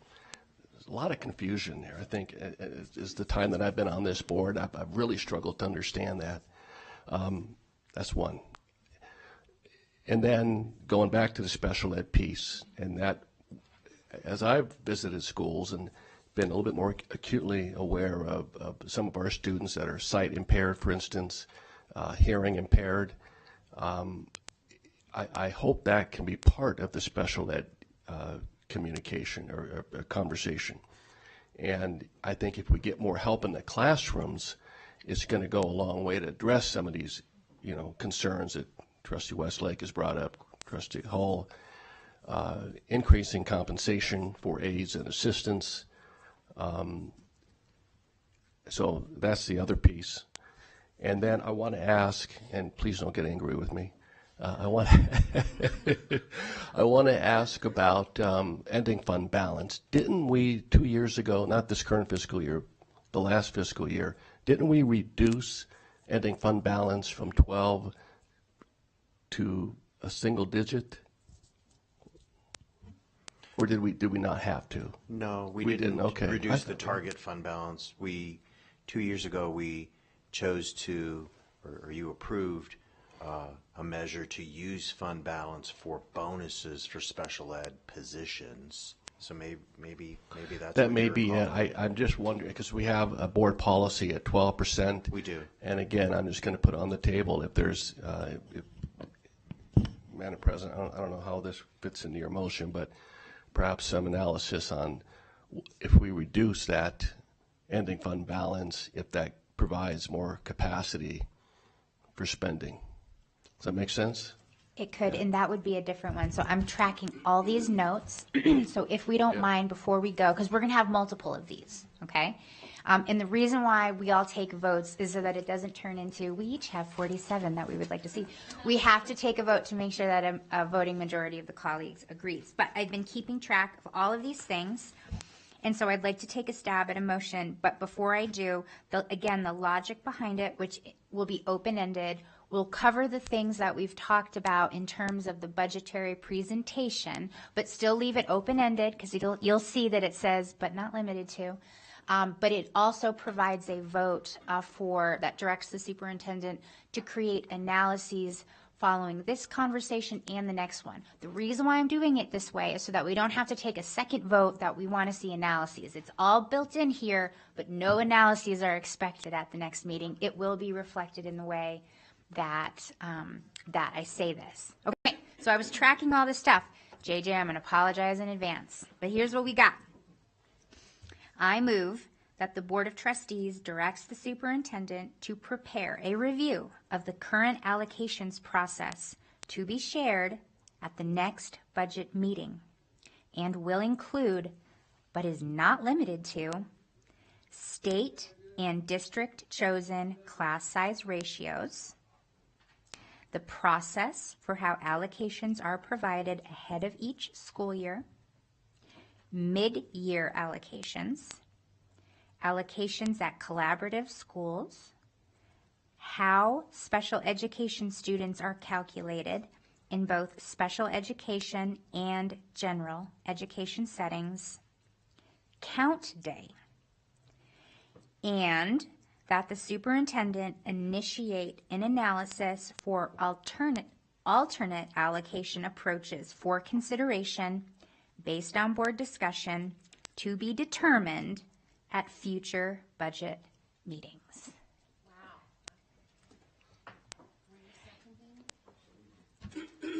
I second. Woo! Okay. All right, we're cooking with gas. All those, all those in favor, please, Diane, yes, Dr. Nicolette. Thank you. There was a lot in there. I'm very hesitant to give a yes on something that I see is so complex that we won't get to where we need to be. I'm not sure that meets whatever goal we're trying to reach, what problem we're trying to solve. So in light of that, JJ, could you please repeat the motion for me? Thank you. I can. Okay. I can. But so just as a reminder, I see, are you pointing to somebody? Yeah, well, can Mr. Mathers, Mark, can he weigh in on if he conceptualizes this, if he has an understanding of what we're saying, even though we're saying a lot? Yeah, and if it helps, the reason why the first part is specific is because here's what I don't want to have happen. We all have these areas of interest. We do not know how we may direct spending unless we have the knowledge in these areas.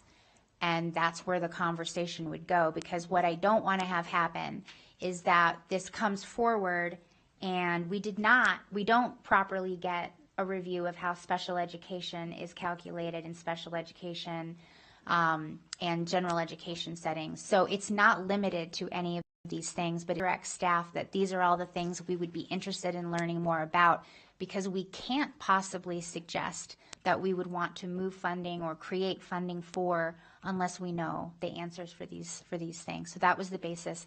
But CFO Mathers. No, I think it's pretty clear. Just to confirm, what I'm hearing is you want a presentation on the 25th, and then the analysis would follow.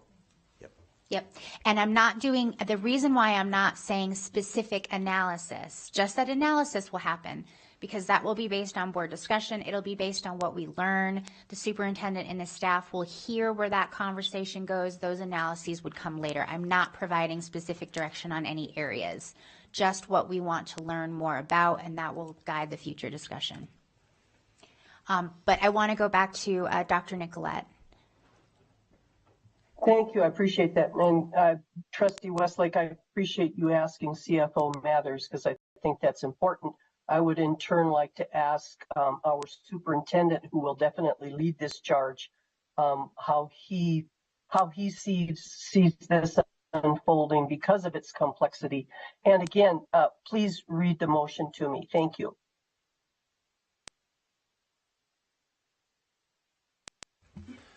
Thank you, Trustee Nicolette.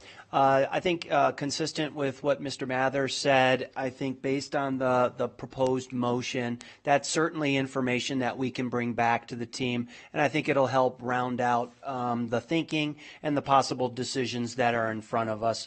So we feel comfortable bringing that information to our board to help round out all of the information. And then I will read that again. Okay. I move that the Board of Trustees directs the superintendent to prepare a review of the current allocations process to be shared at the next budget meeting and will include, but is not limited to, state mandated and district chosen class size ratios, the process for how allocations are provided ahead of each school year, mid-year allocations, allocations to collaborative schools, how special education students are calculated in both special education and general education settings, and count day, and that the superintendent initiate an analysis for alternate allocation approaches for consideration based on board discussion to be determined at future budget meetings.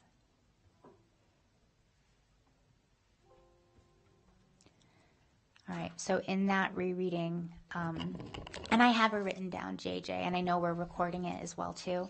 Thank you. Okay, so we don't have Dr. McNeil with us anymore, but she used to talk a lot about loose, tight, loose, tight. So it's really important that we get from this presentation what we hope for, because the worst thing that can happen is someone says, I actually wanted all these other things and now I don't feel. But it also provides plenty of looseness for any analyses that come back to us based on that discussion, okay? Because if we don't get the information we need, there is no way staff could get this right for us. It is unfair of us to not be explicit and then expect something different later. Just from my opinion. Okay, so we've had discussion on the motion, which we haven't for any of the other votes, but that's how discussion on the motion goes in between, because we have a first, we have a second, we had discussion on the motion. So now I will call for the vote. All those in favor, please say aye. Aye. Aye. Aye. All those opposed, nay.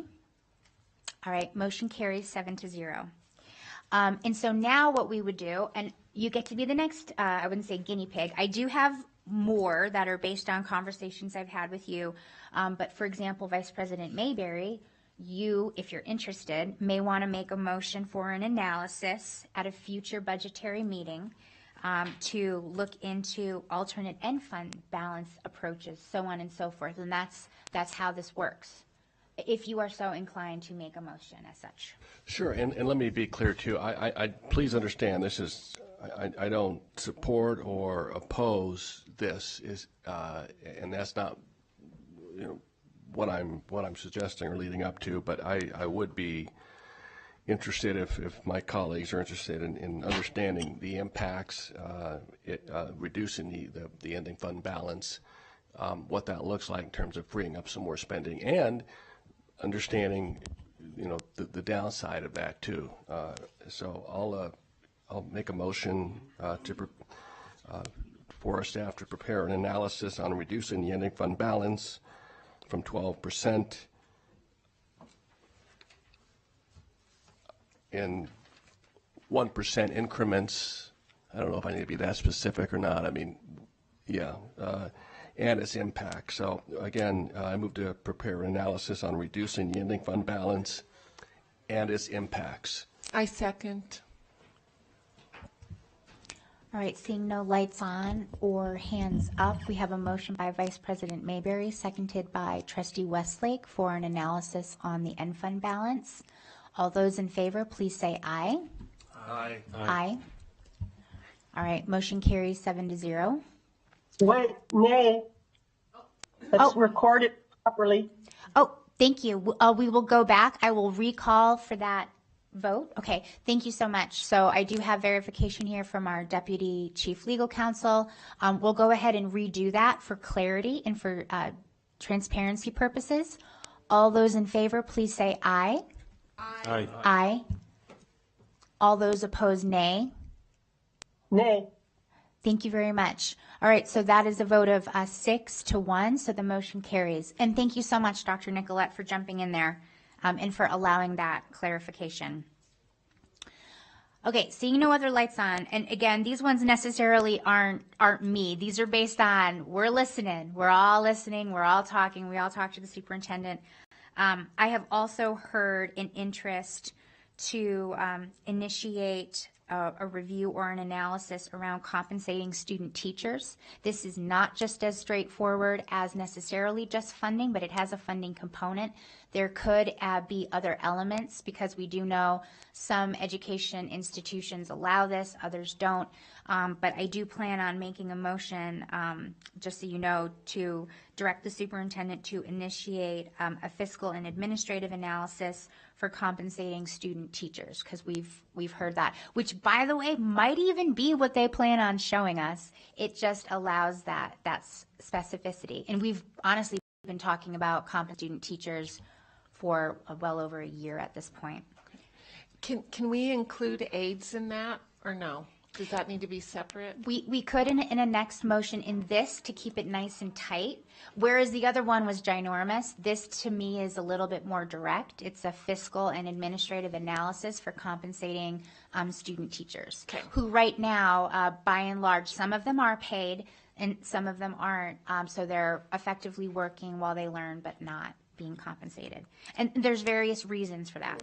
Okay. So I will, seeing no other lights on, I will take a stab at that I move that the Board of Trustees directs the superintendent to initiate a fiscal and administrative analysis for compensating student teachers. I second. All right, so we have a motion by President Smith. We have a second by Trustee Westlake. Dr. Nicolette. Thank you. On my note, who's second? So when I look at the FYI 26 strategic priorities, I'm trying to figure out where this might fit in. You mentioned that you've had conversations and you mentioned Superintendent Ernst. So I'm wondering if in the conversations it reflected a nod, if you would, toward recruiting and retaining high quality staff. What truly is the intentionality? Is it to have more student teachers want to help with Washoe County School District in the classroom? Is it a recruitment and retention strategy? If you could give me more on this one, please. Thank you. So the short answer would be yes and yes to both of those, because I believe if there was a way to compensate student teachers, we would also be able to build a pipeline, and to me that goes directly to recruiting and retaining high quality staff. And it also would provide the ability to look into some of the reasons why maybe some of our partner higher education systems don't allow for this. And so it allows that conversation to happen, but with the full understanding and approval of the board that we would like to explore this. Trustee Hull? As someone who went through student internship and did not get paid, I can say absolutely it has a lot to do. It's a long game for recruitment and retention.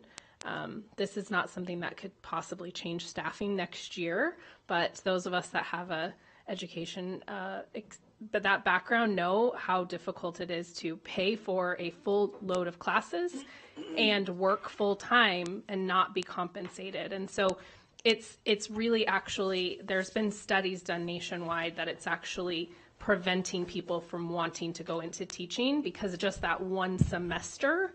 And in some states, it's a full year where you cannot work and you have to, and with the changes in federal student aid, it's nearly impossible for some people to become teachers. So I think it's really important that we do start to investigate how we can possibly get over that hurdle. And you're right, we do have one particular institute of higher education that does not allow that. So it's an opportunity to have a conversation. But this is a long game conversation. This is not something that's going to change everything next year, for sure. So. Yeah, and Dr. Nicolette, to answer the other part of your question, which I realize I may not have done, the topic of student teachers and compensating them has come up anecdotally over many years in our board meetings, but we have never taken direction on a position to explore it, and this would be the opportunity for that. It's through board meetings that I even discovered that sometimes student teachers aren't paid. So it's a smattering of conversations that have happened over the course of years, and this provides the direction to explore it more fully. I did see Vice President Mayberry's light on.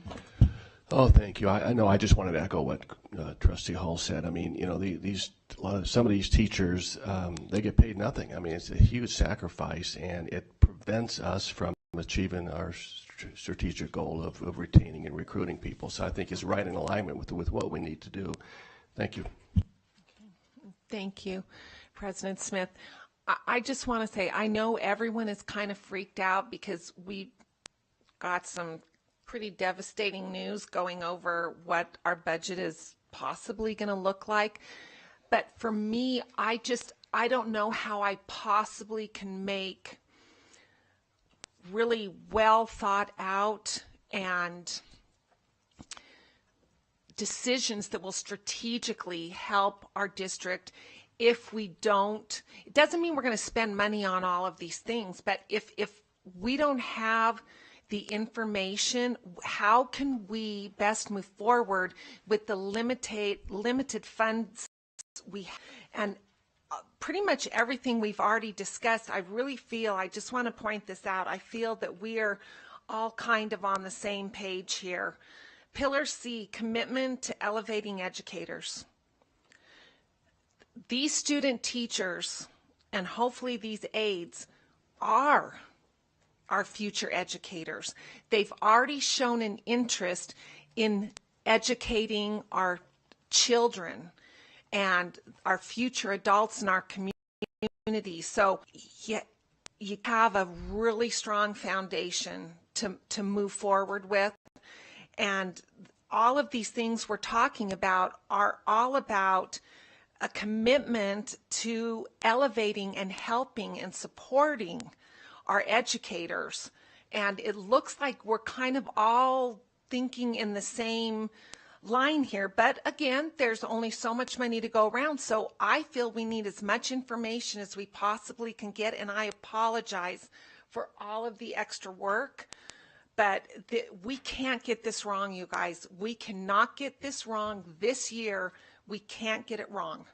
This is where we're going to really cut our teeth and show that we have the intent to move this district forward.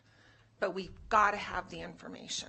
So thank you. Yeah, I appreciate that. I'm going to go ahead and call for the vote, but that's exactly right, because there is no way for staff or the superintendent to be successful unless we provide this direction, but it does not mean that these things will be passed at the end of the day. It just gives them clear direction on the areas we're interested in. Okay, so we have a motion by myself, President Smith. We have a second by Trustee Westlake to initiate a fiscal and administrative analysis for compensating student teachers. Great discussion on the motion. Superintendent Ernst. The only piece I wanted to clarify was there was some mention of aides as well. I just wasn't sure if that is a part of it. This is not, because I said this one's going to stay laser focused. Got you there. Yep. Thank you. And here's why I made the motion. And we do. So what'll sometimes happen is someone will say, I'd like to make a friendly. And we do that all the time. We make amendments. In this case, whereas the other one was like all the things, this is laser focused. We can have that conversation next. This is just this one thing. Okay. All right. All those in favor, please say aye. Aye. Aye. Aye. All those opposed, nay. All right. Motion carries 7-0. Thank you so much, colleagues. Can I move forward with the aides? Well, let's talk about it. Share what the idea is, and let's see what everybody's thoughts are, and then we'll see where you might go or someone may go with a motion. It's like what we did with the budget item. That way we could be sure to get everyone's interests. Okay. Or not, because it's whoever makes the motion, it's yours. Okay, thank you. So the reason why I'm advocating this, and I would like to make a motion to see what the impact would be fiscally for aides, is talking with teachers and actually going into classrooms and seeing the dynamics in the classrooms. It's a net. They're extra bodies when needed. They're extra bodies to assist the teacher. They're extra bodies to pull small groups to the side and give specialized instruction, and to, again, bring those kids up so that everyone is moving forward. And it's very hard. I kind of want to see this, because if we can't really do a lot with cutting down class sizes, I mean, it's just another way to give teachers that need the assistance because of the dynamics in the classroom the support that they need, so that all of these children are getting the benefit of full-on resources in the classroom, the teacher's attention, the dynamics of the teacher, and I think it's going to move us forward. But again, that's why I just want this information to see, and I just think we've got to support our aides. And I was taking notes during that too. I see your light on, Trustee Hall. Quick question. We have aides and we have assistants. Can you please, just to make sure I have it correct, one of them is a benefited position versus the other one is not? Or is it all just based on the number of hours that they're allocated? I know, or at least I believe it's the 28-hour mark, but is it all assistants do or all assistants don't? Just really quick as I'm drafting this. Yeah, it's not that all assistants do or all aides don't, but it's based on the number of hours per week, which is 27 and a half. Okay. And I do know we've heard that that can be a challenge and with that. Okay, very good. I'm drafting while you're talking. Trustee Hull. I think on this note, I think we heard a lot about this at our last meeting with public comment, but I know personally, being in the classroom, but also on all my school visits, the other issue with this is the turnover. And so I'm not sure if we've ever had any kind of information about how much that actually costs our district to have to rehire new people and do the training. And so is there potentially a cost savings just to increase, one thing? Maybe it's the benefits, or maybe it's the a dollar of pay, or whatever that looks like. And that's where that's absolutely beyond my ability. But I'm just curious if that is a problem, because I know personally in my own classroom, I had CLS push in, and I would have 2 to 3 aides a year that we were, and oftentimes the position was open. So I don't know if that's worth including in this, but I think it's a really interesting conversation to wonder what that's costing our district. So in a situation like this, and I'm drafting up something that I think might be a good fit, Superintendent Ernst wants to chime in. I'll capture a few things in the draft motion for Trustee Westlake's consideration, and then staff is listening, so they also know. Okay, but Superintendent Ernst. Thank you, Madam President. Just charting and also kind of writing down the different questions, and I know Mr. Mathers, Mr. Bazo are doing the same. Just wanted to make sure I'm getting an understanding of the overall time frame. I know, excuse me, I know we've talked about on the 25th we'll come back with a budget presentation.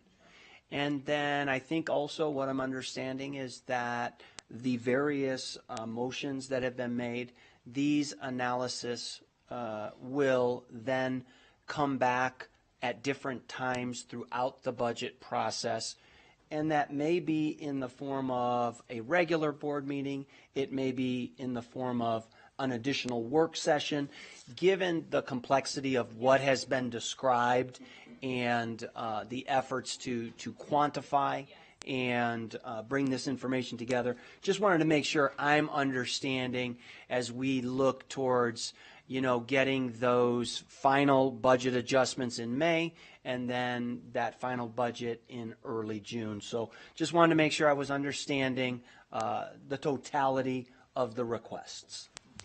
Yes, and I'd love for CFO Mathers to join the conversation too, but what we did last year, which I thought worked really well, is we had all these analyses. They didn't come back right away.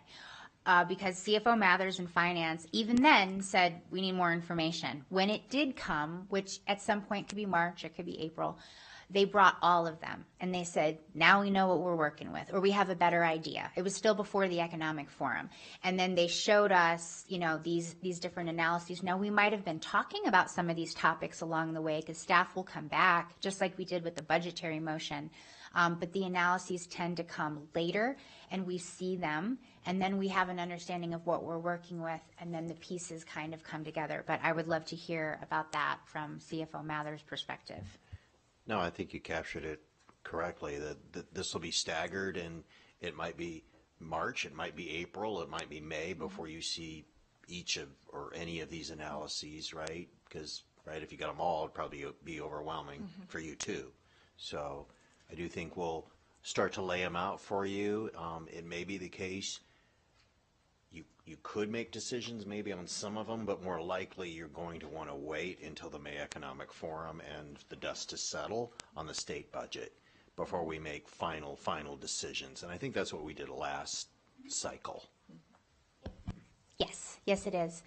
Because of course we might be saying yes to like the first few that come and then, well, we don't have money, but this other one was really great. So we see, we talk, and then the finance team shows us everything, and then we start prioritizing because it also may result in balances. We may direct staff to find balances in certain areas for things we want, but that comes later in the process. Okay.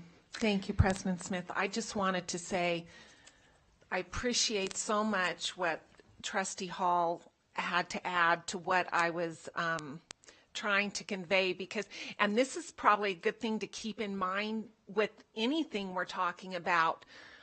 Sometimes just throwing more into the pot before you perfect the recipe, it's not going to be great. So looking at what we're doing with AIDS right now and how we can build on those aides and be supportive of those aides and encourage them to stick around, encourage them to hopefully get into the pipeline of being a teacher is probably, it makes more sense to perfect that than just go, oh, we need 50 more aides kind of thing. So I just think that was great. Yeah, and I hear you. So let me go ahead and take a stab at what I think I heard you say. I'm going to preface this by saying I believe that staff and the superintendent heard our interest in how we could actually save money because you don't have turnover. But I'm not going to necessarily include that because I think that that's in the conversation. So I'm going to take a stab at it. This is yours, so this would be like so moved or we could play with it, but I'm tracking. And I do this sometimes. So Trustee Phoenix, Trustee Hull, as we're talking, being the meeting manager, I will often write down my own notes to what you're saying so that we can bring it together. And then if somebody likes it, they say so moved. Okay, so we've got, hold on. I move that the Board of Trustees directs the superintendent to initiate an analysis to include, but is not limited to, compensation, hours allocated, and benefits of aides and assistants of both special education and general education classrooms. So moved. So that's not actually my motion. It's going to be hers. So we've got Trustee Westlake as a first. I just read it. It's not mine. Can I add an amendment on that? If you second it, Okay. yes, we can talk about that. Okay, I will second. Okay. With an amendment suggestion that our EL programs, because they have aides and assistants, and you specifically identified general ed and special ed only, and I think it's important to do a full breadth of all aides and assistants. So. Do you accept that? I accept, absolutely. Okay, so we have a Thanks for keeping us on fantastic track, sir. amendment. We have a fantastic amendment by Trustee Hull. We have agreed to add EL aides to that, and also to make sure that it's clear that we're broadening to all aides and assistants. So thank you. We have we have an agreement between both our first and our second. Seeing no lights on.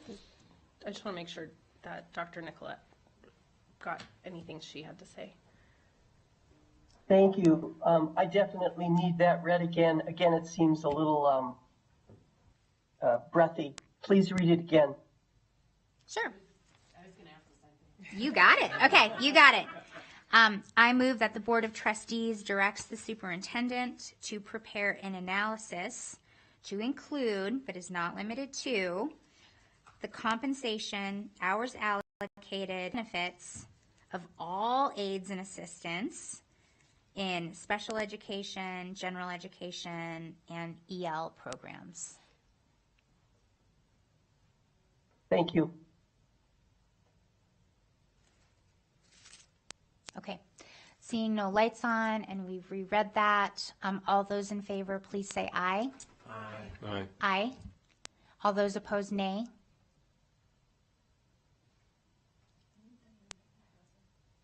Yeah, we'll pause for a moment. Aye. All right, one moment. I just want to make sure we get a clear voting record. So, Trustee Nicolette, there was a bit of a freeze. So I'm going to go ahead and just call for that vote again for procedural clarity. All those in favor, please say aye. Aye. Aye. All those opposed, nay. All right, motion carries 7-0. Madam President, I have a question, if I may. How many motions do we have so far?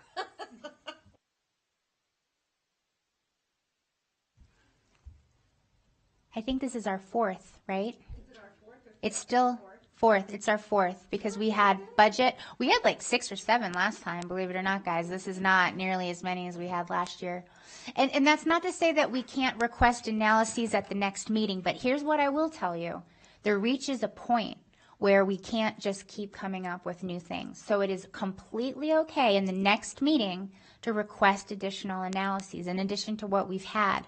But there has to be a point where we're done with what we've asked to see because we can't surprise. Well, okay, technically we could. We could take votes and we could do anything we want, but it would not be most productive for the success of the team if we're asking for brand new and different analyses as we get into April, May, things like that. And I believe we had 6 or 7 when we did this last year for the current budget year that we're in right now. So the 4 that I think we have is we have the budget, we have the aides, we have student teachers, and then we also have the end fund balance. Yeah. Okay. I just have a quick question. This is not necessarily a request for an analysis. Oh, wait, sorry, Diane had her hand raised first. I can let her go. That's okay. I do have a request. Go ahead, trustee. Okay, thank you, Dr. Nicolette. On page 30 of the presentation, it says initial budget meetings with departments have begun and reviewing everything and then also reviewing major contracts. I don't necessarily need a huge analysis. I'm just curious if we will be able to have access to any potential cost savings there with that. Like if, there's a program that we had been paying for and like CNI says, oh, we're not really using that. We don't need it anymore. Will we be able to see where those cost savings are happening? I'm just curious about that. Thank you, Trustee Hall. We certainly have been looking at all of our contracts, all of our vendors. We continue to do that within the budget process, continue to be able to identify savings, knowing the backdrop of what we're tasked with here. And so I appreciate the comment and know that we are continuing with that analysis as well. Great. Yeah, and in that vein, I don't want to go back and go back to that motion, but I do want to just share with the team that something that's come up in my own visits with the educators, particularly in special education, is maybe allocating, based on minutes rather than student, which is an interesting idea because different students have different amounts. Trustee Nicolette, I see your hand up. Yes, thank you. I think my thinking is a little smaller. It could be the cold in my head, but so it's a little smaller and more focused on students. I would like an analysis on looking at decreasing the transportation walk zone for high school students.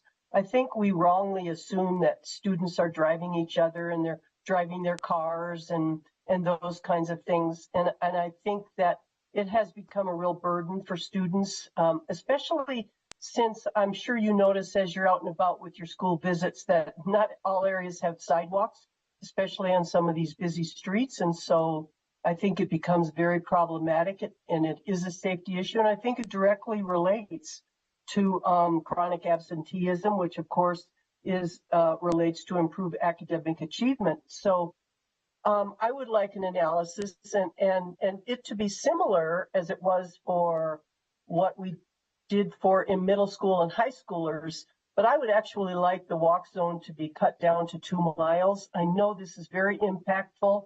Our bus drivers, our buses, do we have enough equipment? Do we have enough time to make this happen?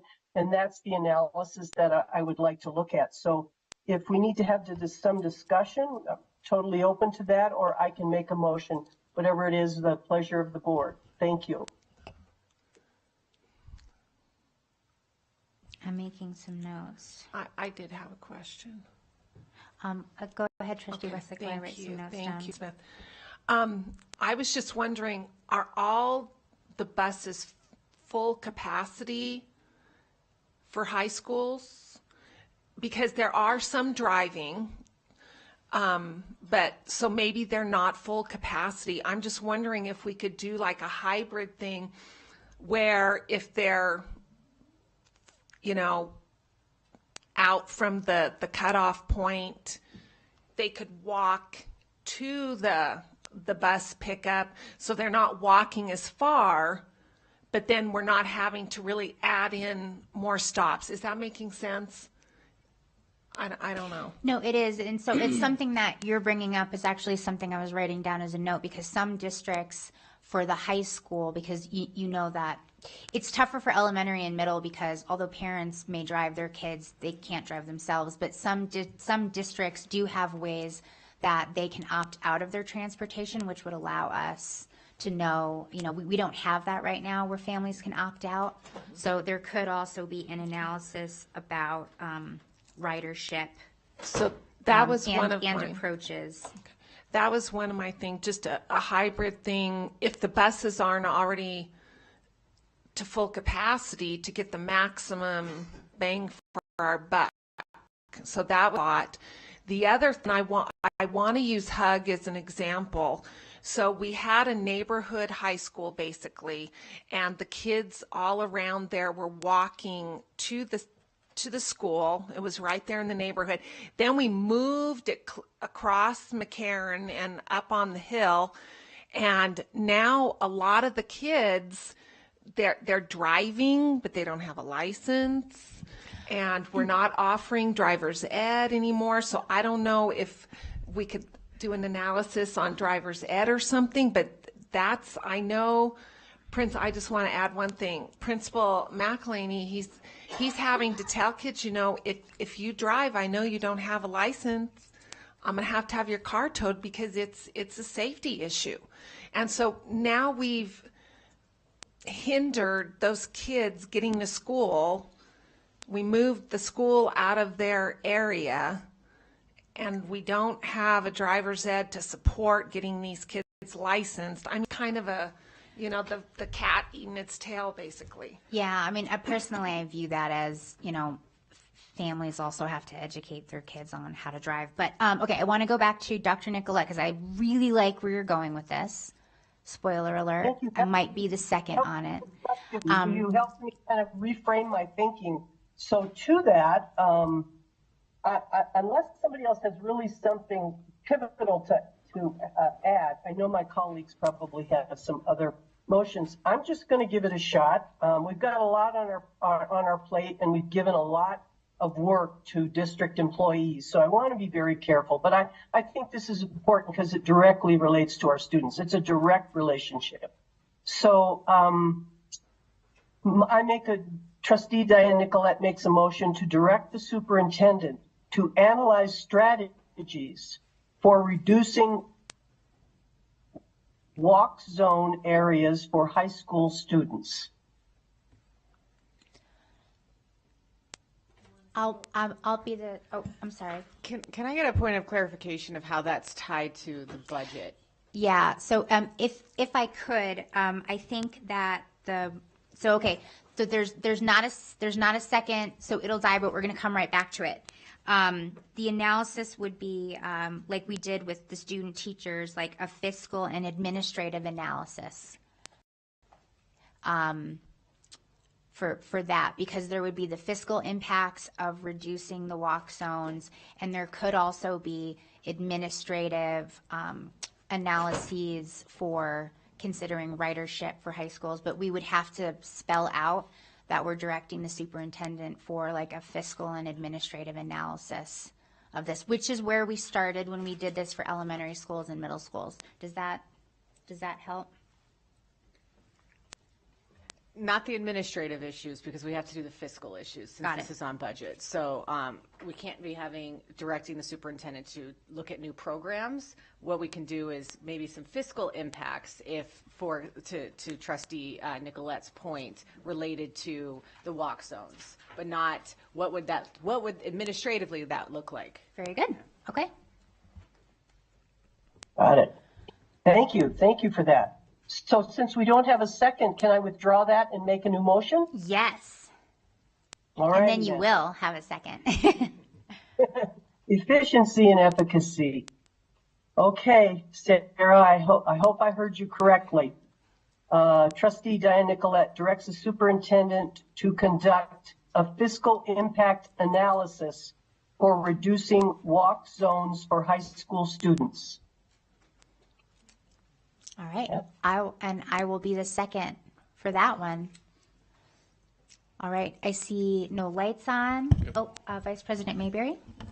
Yeah, no, I appreciate that. I think it's obviously a good discussion, but I think from my perspective, it's, we've piled our team up with a lot of studies, and I'm not going to support the motion. I think it's really a solution looking for a problem. I don't really hear this as an issue when I visit my schools. I think it's important, but I'm gonna be voting no. Thank you. All right. Thank you so much for that. And thank you very much for the direction that we got from our deputy chief. Okay. All those in favor, please say aye. Aye. Aye. All those opposed, nay. Nay. All right. Motion carries 6-0. All right. Oh my gosh, 6-1, 6-1, 6-1. I'm going back to a time when we did not have all 7 trustees. It goes back to 6-1. Thank you so much, colleagues. And I look forward to that conversation as well too, because who knows what will come of the fiscal analysis and the different ways we could go about it. All right, team. So I think that's a 5, which again, there's not a limit, but as has been very appropriately pointed out, this is all work. We still had like 6+ last time. Trustee Wesley, let's try to so I love the stories and I love the explanation of it, but let's just try to be like, here's the thing, here's why, let's talk about it. Okay. All right. I kind of want to get the feel from everyone else, because this might just be harebrained, but here's the thing. Having elementary schools start at 7:30 and our middle school start at 9, and here's the why. Oh, Trustee Westlake, I'm going to tell you right now that is not going to be a fiscal analysis. Like that would be more of like a board. Wouldn't it affect because I'm thinking the buses, we'd have to see how much buses would be and stuff. I think you can do an analysis of fiscally what that would look like if you were changing school start times. But since that isn't currently an administrative issue, I worry a little bit. We're getting off topic here, and now we're expanding ideas. It's on absenteeism. It goes to the heart of absenteeism, and that's one of our superintendent's goals is to attack. Can I just say the reason why I'm bringing this up, and then if it's not, it's not. Okay. I mean, I'm fine with that.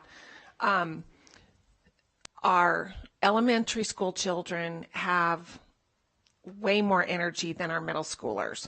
Our middle schoolers, in middle school, we have definitely a higher absenteeism. Parents are usually at home to be able to get their elementary school kids to the bus, or drop them off at school, or drop them off at the bus if that's the case. But then when it comes to the middle schoolers, there's a lot of absenteeism. And it's because most of the parents have already gone to work, but this would definitely have to be looked at as far as the cost of what this would be for buses, because I know some buses do elementary and then they do high school and they share and all of that. So that's why I'm bringing it up. I'm thinking it could definitely attack absenteeism, and it might even save us money. I don't know. So I understand the reasoning. I worry a bit that by using the budget issue to go and open up an issue that is not currently in practice, that we are going beyond the scope of the agenda item, because this is specific to budget, and things like changing start times would be something that we would want to notice, because that's obviously a real issue. So I would not I think that's going a bit beyond the scope of the current budget issue and the task to kind of identify things within the current budget. All right. And thank you for that. Thank you so much for that guidance. We have a really good run of no open meeting law violations that for me carries all the way to my committee days that I'm holding tight to. All right, this has been a fantastic conversation. And guys, we're not done. Team, we are not done. We'll have more conversations. We will see what the superintendent brings in terms of his ideas. They've all been listening to our conversations too. That's part of the brilliance of how the process works. They have the opportunity to listen to us, and we see what they bring to us, which are outside of these analyses as well too. Okay, so that now brings us, so how this works for all of our colleagues, because it's a good reminder, these items are unique because we pass each of these individual analyses, but then we also have a blanket motion that wraps everything together in a bow to close us out. And that is the motion that you see in front of you. We do not need to go through all of the individual motions, but we do need a blanket motion that closes the conversation. We see that in front of us. The Board of Trustees provides direction to the superintendent to analyze and report back to the Board of Trustees the budget items specifically voted on and discussed for budget issues, items, and other changes to the district's fiscal year 2025-26 budget process. So moved. You want to do it? No. Okay, you sure? No, I was just, before we got to that, I did have a thought, and I would just hold on. So what we'll do is we'll let that motion die. Yeah. For lack of a second, and then we'll have this conversation now, and then we'll come right back to that. So all the good things that were being said about, going after the special education and trying to recruit and retain teachers and all those other good ideas. The only one that came that I was listening to you guys talk about, and I was wondering more about, and it might be just, maybe you could inform me, or you might have an idea for it, is, we talked about the state PERS board and the information and pension reform. I don't know how that ties into anything at all as far as that goes, as far as the budget process. Where's the information on how that's all allocated and how does it go? And I don't know. I just wanted to put that out there. That was kind of on my mind because I don't think you guys had mentioned something that we never really went after it and looked at it really in detail. I don't know if that's something that you guys can address.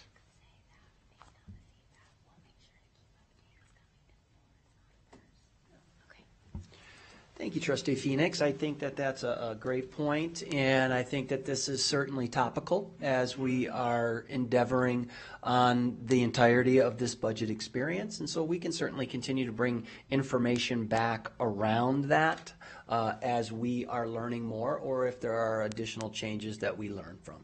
Yeah, and the only reason why I brought that up is because when you were answering that question, you were kind of like, I'm not really sure how that works, so we just get our numbers, and that's just how it goes.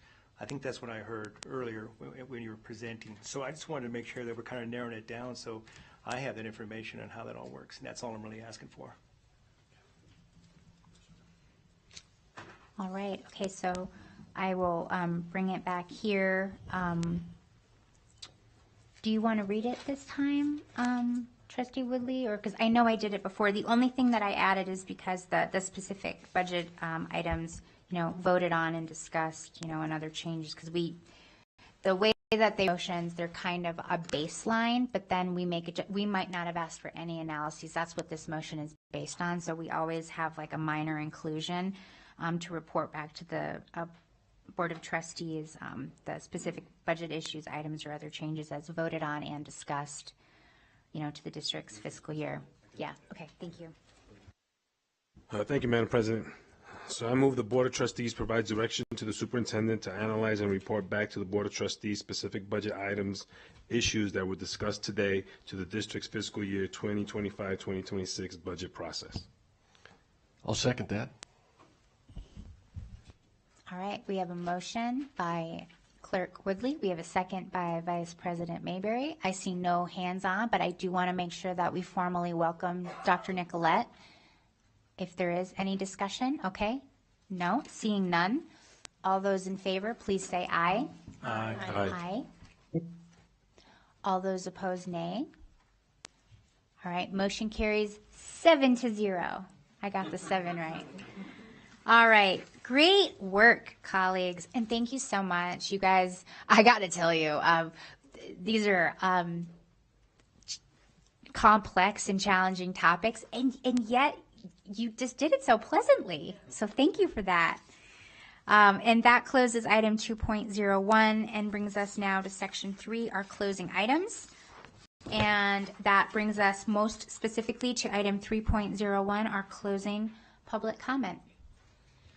Kaylin Evans. Welcome, President Evans.